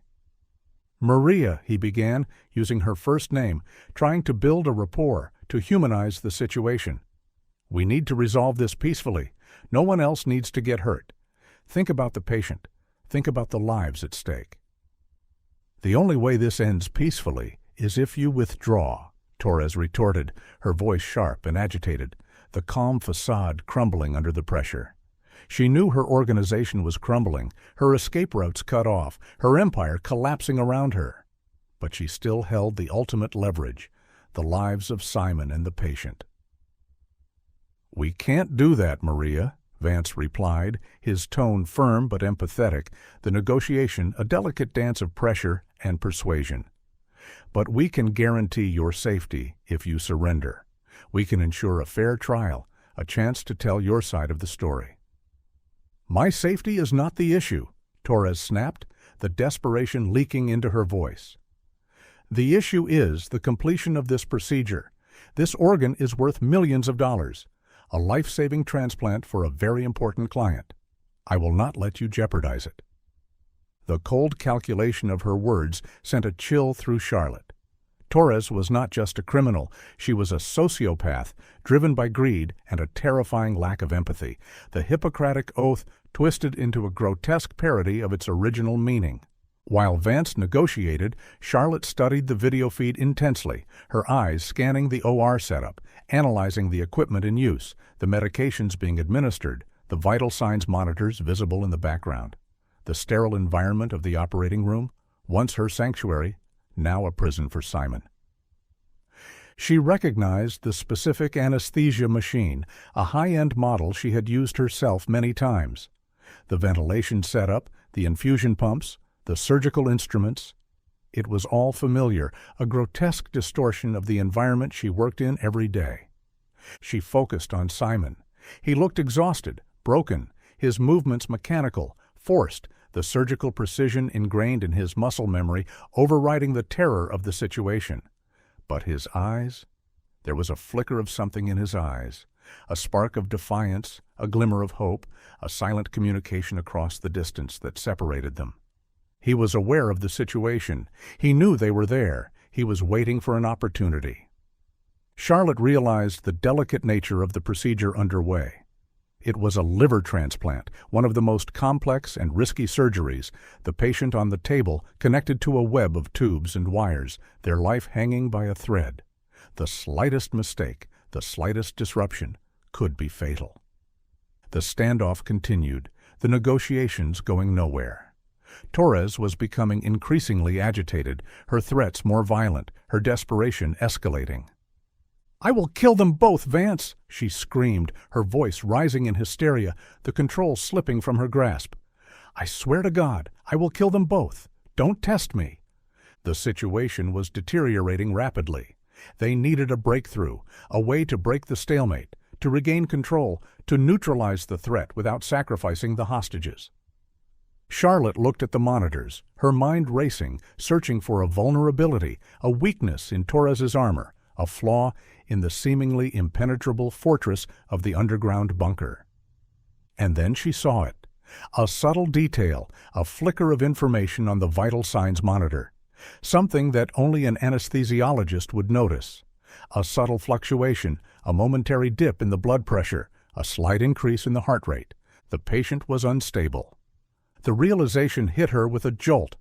The key to breaking the standoff was not the weapons, the tactics, or the negotiations. It was the medicine, the very thing Torres valued above all else, the organ. Charlotte's eyes remained fixed on the vital signs monitor in the video feed. The numbers were subtle, the fluctuations almost imperceptible to an untrained eye. But to Charlotte, they screamed of impending crisis. The patient's hemodynamic stability was deteriorating, the delicate balance of the anesthesia and the surgical trauma pushing their body to the brink. The patient's blood pressure was dropping, slowly but steadily, the waveform flattening, the arterial line tracing a downward trend.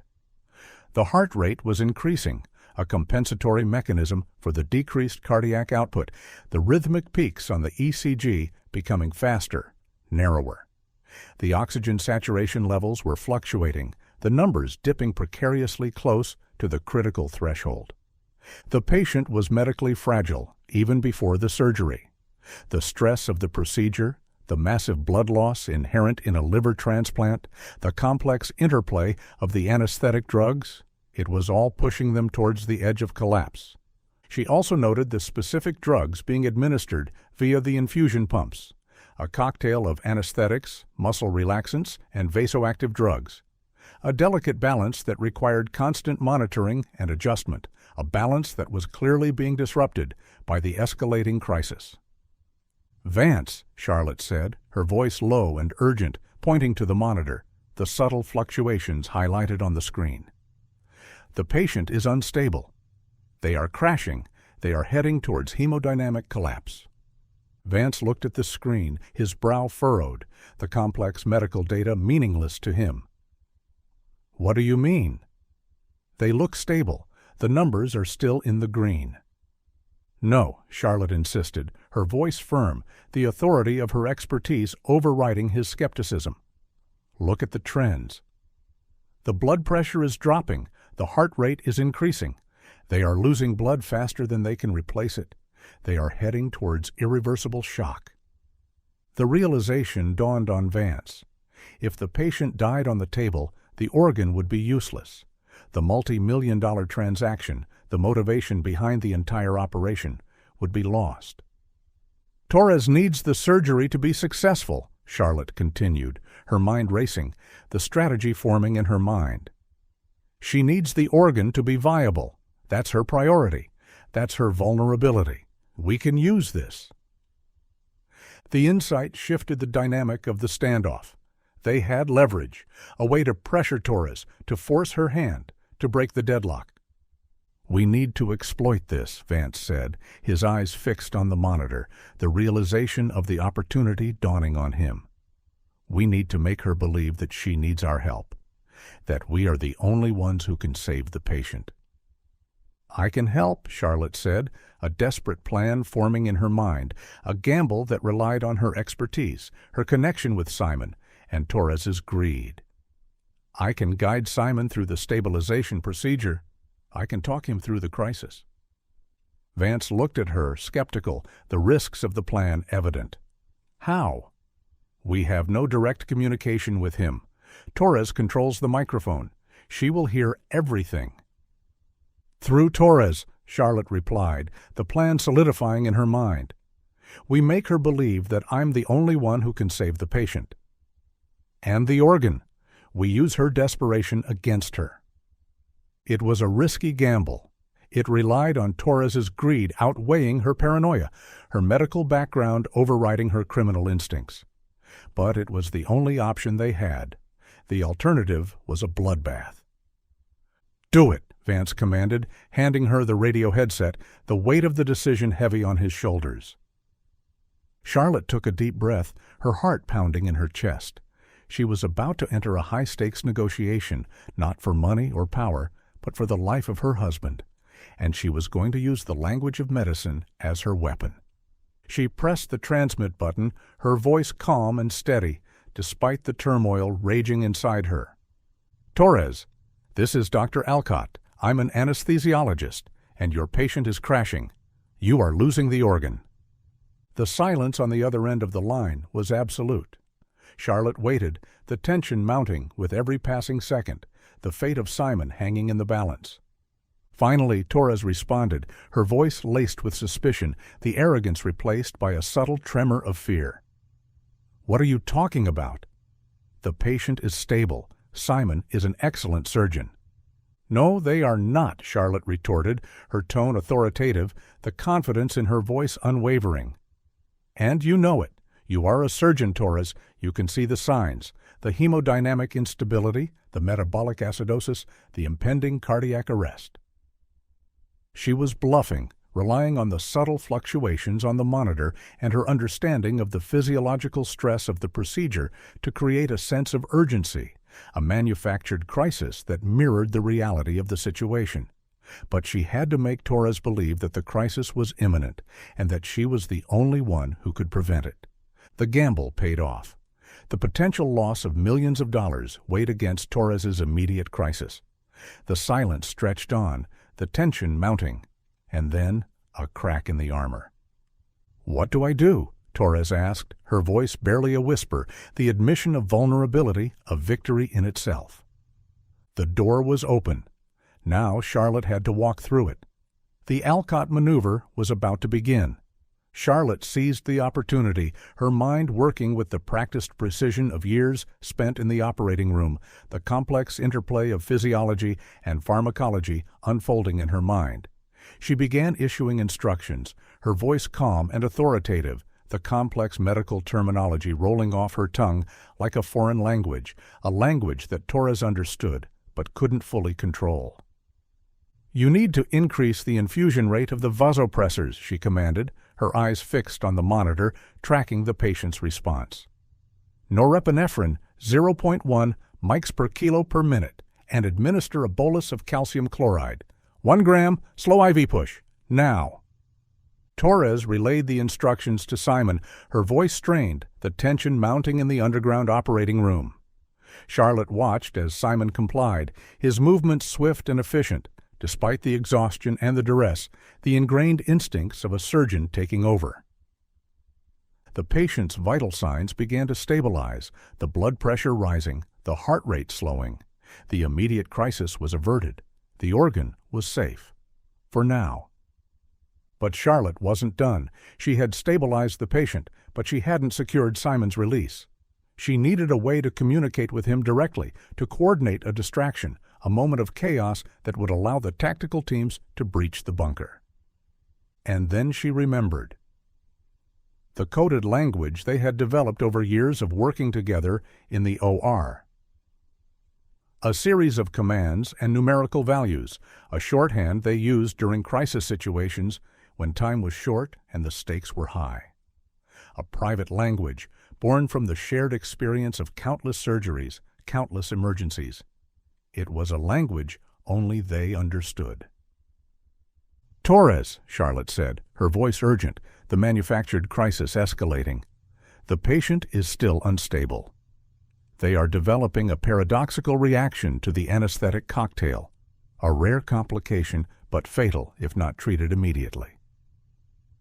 I need to guide Simon through a rapid sequence induction protocol to stabilize them, a complex procedure, but necessary." It was another bluff, a calculated risk, a gamble that relied on the complexity of the medical terminology and the urgency of the situation. But she was counting on Torres's desperation to salvage the organ and her inability to understand the complex nuances of the anesthetic protocols. Torres hesitated, suspicion warring with greed, the fear of losing the organ overriding her caution. But the fear of losing the organ won out. The millions of dollars at stake, the reputation of her organization, the culmination of years of work. "All right," she agreed, holding the microphone to Simon, the gun still pressed against his temple. "Do it. But quickly. We don't have much time." Charlotte began issuing the instructions, a series of complex commands, seemingly innocuous medical directives, but laden with hidden meaning, a coded message transmitted across the airwaves, a lifeline connecting her to Simon. "Increase the oxygen flow to 10 liters, she commanded. 10. Their signal for immediate attention. A warning. Administer 50 milligrams of rocuronium. 50. Their code for danger, an imminent threat. Prepare for intubation, size 7 endotracheal tube. 7. Their signal for action, a decisive move." She watched Simon closely, praying that he would understand, that the years of shared experience, the unspoken communication between them, would bridge the gap of time and distance, the trauma and the fear. Simon hesitated, a flicker of confusion crossing his features, the coded message registering in his subconscious. And then, recognition. His eyes met the camera, a spark of understanding passing between them, a silent communication that transcended the physical barriers that separated them. The final command, their signal for immediate, decisive action, the culmination of the plan. "Now, Simon, the Alcott maneuver. Now." The Alcott maneuver, a term they had coined years ago, a private joke referring to a particularly chaotic situation in the OR, a desperate attempt to regain control in a crisis situation. It was their signal for all hell to break loose. Simon reacted instantly.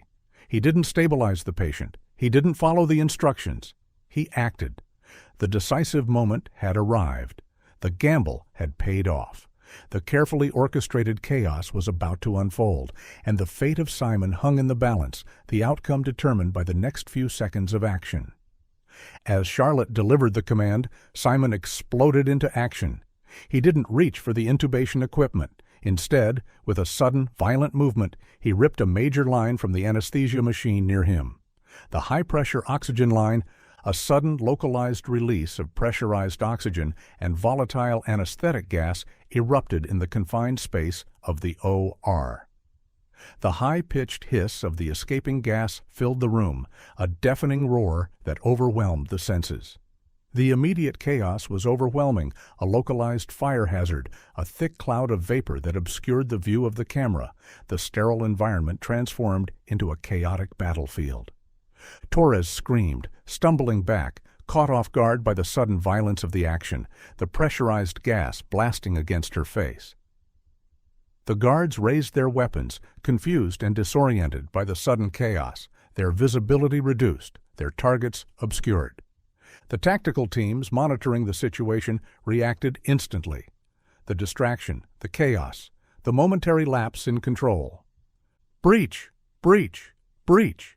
The command echoed over the radio, the order given, the action initiated. The explosive charges on the hatch detonated, the sound a deafening roar in the underground facility, the reinforced metal door blowing inwards, smoke and debris filling the air. The tactical teams stormed the bunker, their movements swift and precise, cutting through the chaos, the specialized training overriding the disorientation. They used the distraction created by the escaping gas and the ensuing confusion to their advantage, the element of surprise regained. The close-quarters fight was brief and brutal. The guards, disoriented by the gas and the sudden breach, were quickly neutralized, the sound of suppressed gunfire echoing in the confined space. Maria Torres, trapped in the OR, her escape route cut off, her organization collapsing around her, raised her weapon, a desperate last stand. But before she could fire, she was tackled to the ground by one of the tactical operators, the weapon skittering across the floor. She was apprehended, restrained, her reign of terror brought to an abrupt, decisive end. Charlotte listened to the radio chatter, her breath catching in her throat, the agonizing uncertainty of the situation pressing down on her. The sounds of the firefight subsided, replaced by the urgent commands of the tactical teams securing the facility. The chaos replaced by the controlled precision of the aftermath. And then the words she had been waiting for, the words she had prayed for 5 long years, the words that shattered the silence, the fear, the despair. Asset secured. Alcott is alive. The relief was overwhelming, a physical blow that left her breathless, the tension draining from her body, the tears streaming down her face. She leaned against the wall of the FOB, the weight of the last 5 years lifting from her shoulders. It was over. She rushed towards the medevac staging area as the teams extracted from the bunker, the desert air, once oppressive and hostile, now feeling crisp and clean, the dawn breaking over the horizon, painting the sky in hues of orange and pink, a new beginning. The task force secured the rest of the compound, gathering extensive evidence of the organ trafficking network, the identities of the clients, the financial records of the organization. The patient on the table, stabilized by the tactical medics, was rescued, another victim of Torres's horrific trade, another life saved. The victory was complete. But the cost was high. The trauma of the past 5 years, the agonizing uncertainty, the brutal reality of Simon's captivity, it had all taken its toll. Charlotte knew that the journey was far from over. The healing process would be long and arduous. But for the first time in 5 years, she felt a glimmer of hope. Simon was alive, and they were finally going home. The darkness had been vanquished. The light had returned. The roar of the medevac helicopter approaching the staging area was the most beautiful sound Charlotte had ever heard. The swirling dust kicked up by the rotors created a hazy veil over the desert landscape, the rising sun casting long shadows over the rugged terrain, the dawn illuminating the aftermath of the battle. Charlotte waited at the edge of the landing zone, her heart pounding in her chest, the anticipation of physical ache. She had seen him on the video feed, a grainy image of a broken man, a ghost haunting the sterile confines of the underground operating room. But now she was about to see him in person, flesh and blood, after 5 years of absence, 5 years of silence. The helicopter landed, the doors sliding open, the medics emerging into the swirling dust. They carried a stretcher, and on the stretcher, Simon. The sight of him hit Charlotte with the force of a physical blow. He was gaunt, his skin pale and translucent, stretched tight over his bones. His hair, once thick and dark, was thin and gray. The years of captivity had etched deep lines on his face, his eyes hollow and haunted, the spark of life extinguished. She rushed towards him, her breath catching in her throat, the tears blurring her vision. Simon. He turned his head towards her, his eyes struggling to focus, the disorientation of the rescue overlaying the trauma of the captivity. A flicker of recognition crossed his features, a spark of life in the vacant gaze, a momentary return from the abyss. "Charlotte?" he whispered, his voice hoarse, barely audible, the sound of a man who had forgotten how to speak. She reached for his hand, gripping it tightly. His skin was cold, clammy, the tremor in his fingers betraying the depth of his exhaustion. "I'm here, Simon. I'm here. You're safe." Tears streamed down her face, the overwhelming emotion of the moment crashing down on her. The reunion was frantic, painful, a mixture of agonizing relief and profound sorrow. The man she had lost was not the man she had found. The 5 years of captivity had changed him, broken him, transformed him into a stranger. Simon gripped her hand, clinging to her like a lifeline, the physical contact a grounding force in the chaotic whirl of his emotions. He was physically depleted and emotionally shattered.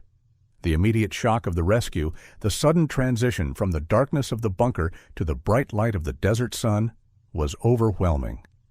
Charlotte climbed into the helicopter with him, the medics working around them, checking his vital signs, administering fluids, the clinical routine a comforting anchor in the midst of the emotional turmoil.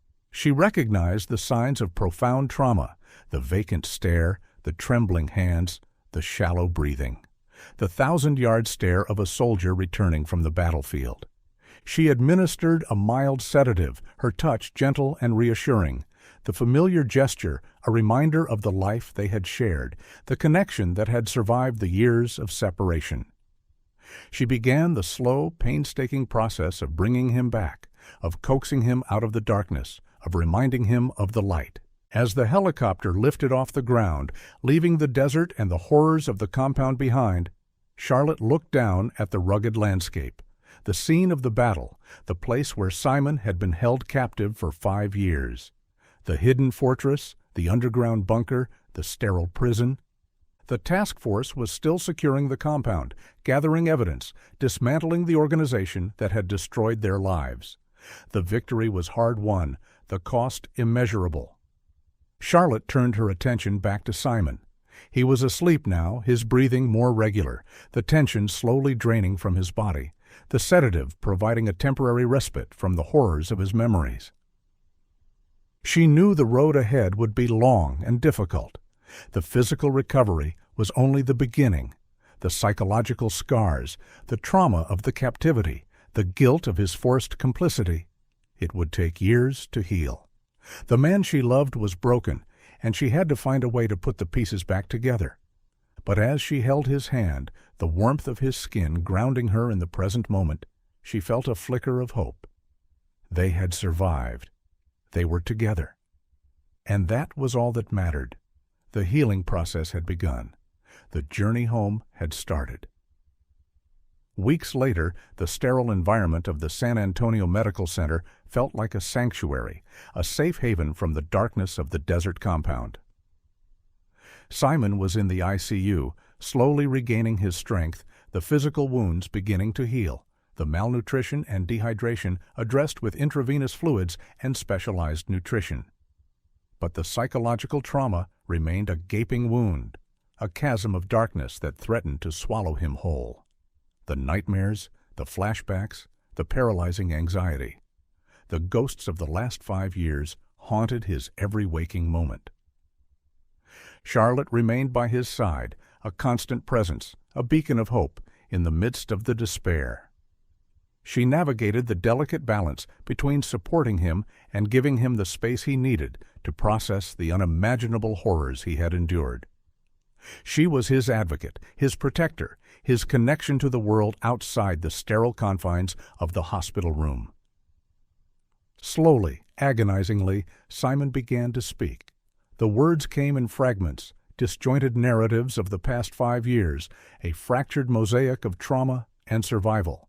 The targeted kidnapping on the Massachusetts Turnpike, the sophisticated network that had transported him to the hidden compound, the brutal reality of his captivity.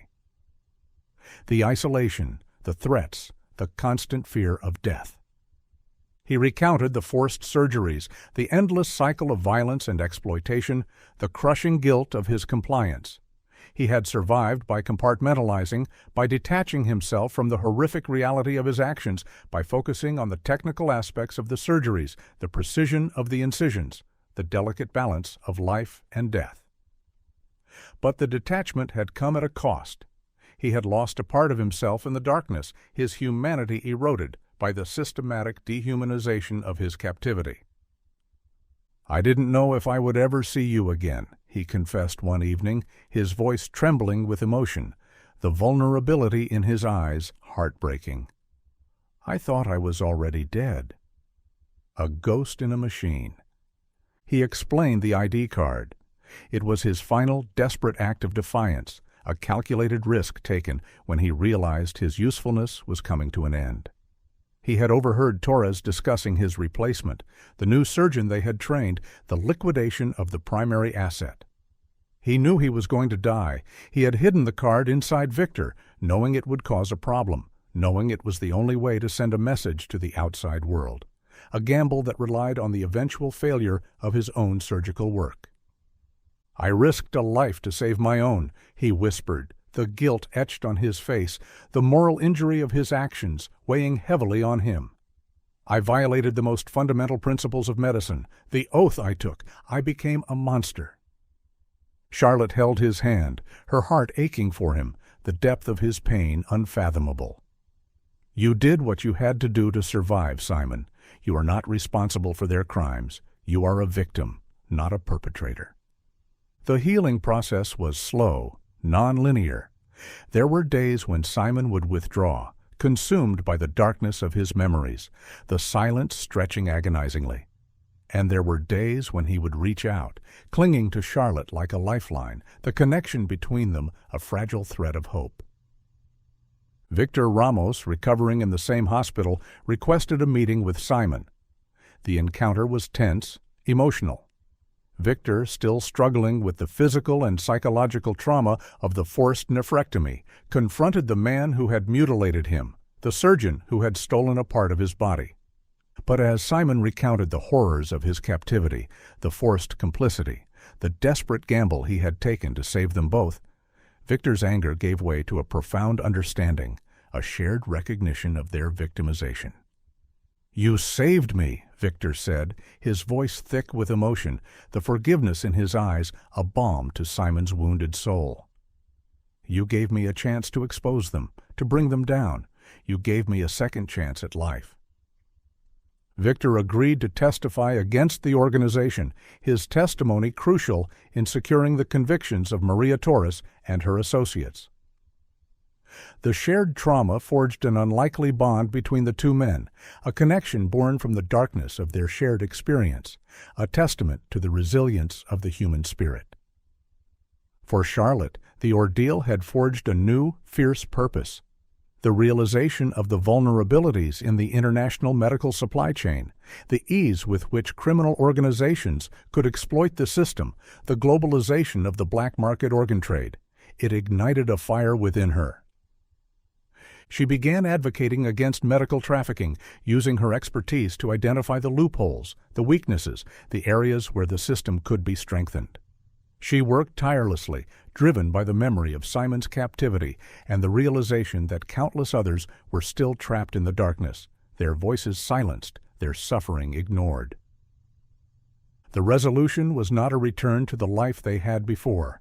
It was a reconstruction, a rebuilding of their lives on the fractured foundation of their shared trauma. The scars remained, a constant reminder of the darkness they had endured, but they also served as a testament to their resilience, their strength, and their enduring love. The darkness had not consumed them. It had transformed them. 2018, the aftermath of the raid on the desert compound was widespread and devastating. The arrests were numerous, the charges severe. Maria Torres and the cartel leadership connected to Aegis Global Health were indicted on multiple counts, including kidnapping, human trafficking, and murder. The facade of the humanitarian organization crumbled, revealing the dark heart of the criminal enterprise.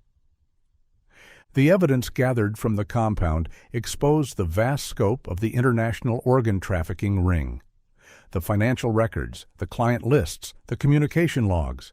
It all painted a grim picture of a sophisticated network that spanned across continents, catering to the desperate needs of wealthy clients willing to pay vast sums for transplants, the demand fueled by the scarcity of organs, the supply provided by the exploitation of the vulnerable. The exposure led to further arrests worldwide. Doctors, administrators, brokers, clients, the entire ecosystem of the illegal organ trade was disrupted, dismantled, the network collapsing under the weight of the evidence. The trial was a media sensation, a gruesome spectacle that captivated the public imagination. The testimonies of Simon and Victor, the graphic details of the forced surgeries, the cold calculation of Maria Torres, it all shocked the public conscience and brought the horrific reality of organ trafficking into the spotlight. The abstract horror transformed into a concrete reality. Maria Torres was sentenced to life in prison without the possibility of parole. The organization was dismantled, its assets seized, its operations shut down. Justice was served. The victory was complete. Charlotte and Simon returned to New Hampshire, seeking refuge in the familiar surroundings of their home, the quiet streets and the changing seasons a comforting anchor in the tumultuous aftermath of the ordeal. But the life they had known was irrevocably altered. The ghost of Simon's captivity haunted every corner of their house, the memories of the past 5 years casting a long shadow over their present. Simon, struggling with profound PTSD and the ethical weight of his actions, was unable to return to surgery.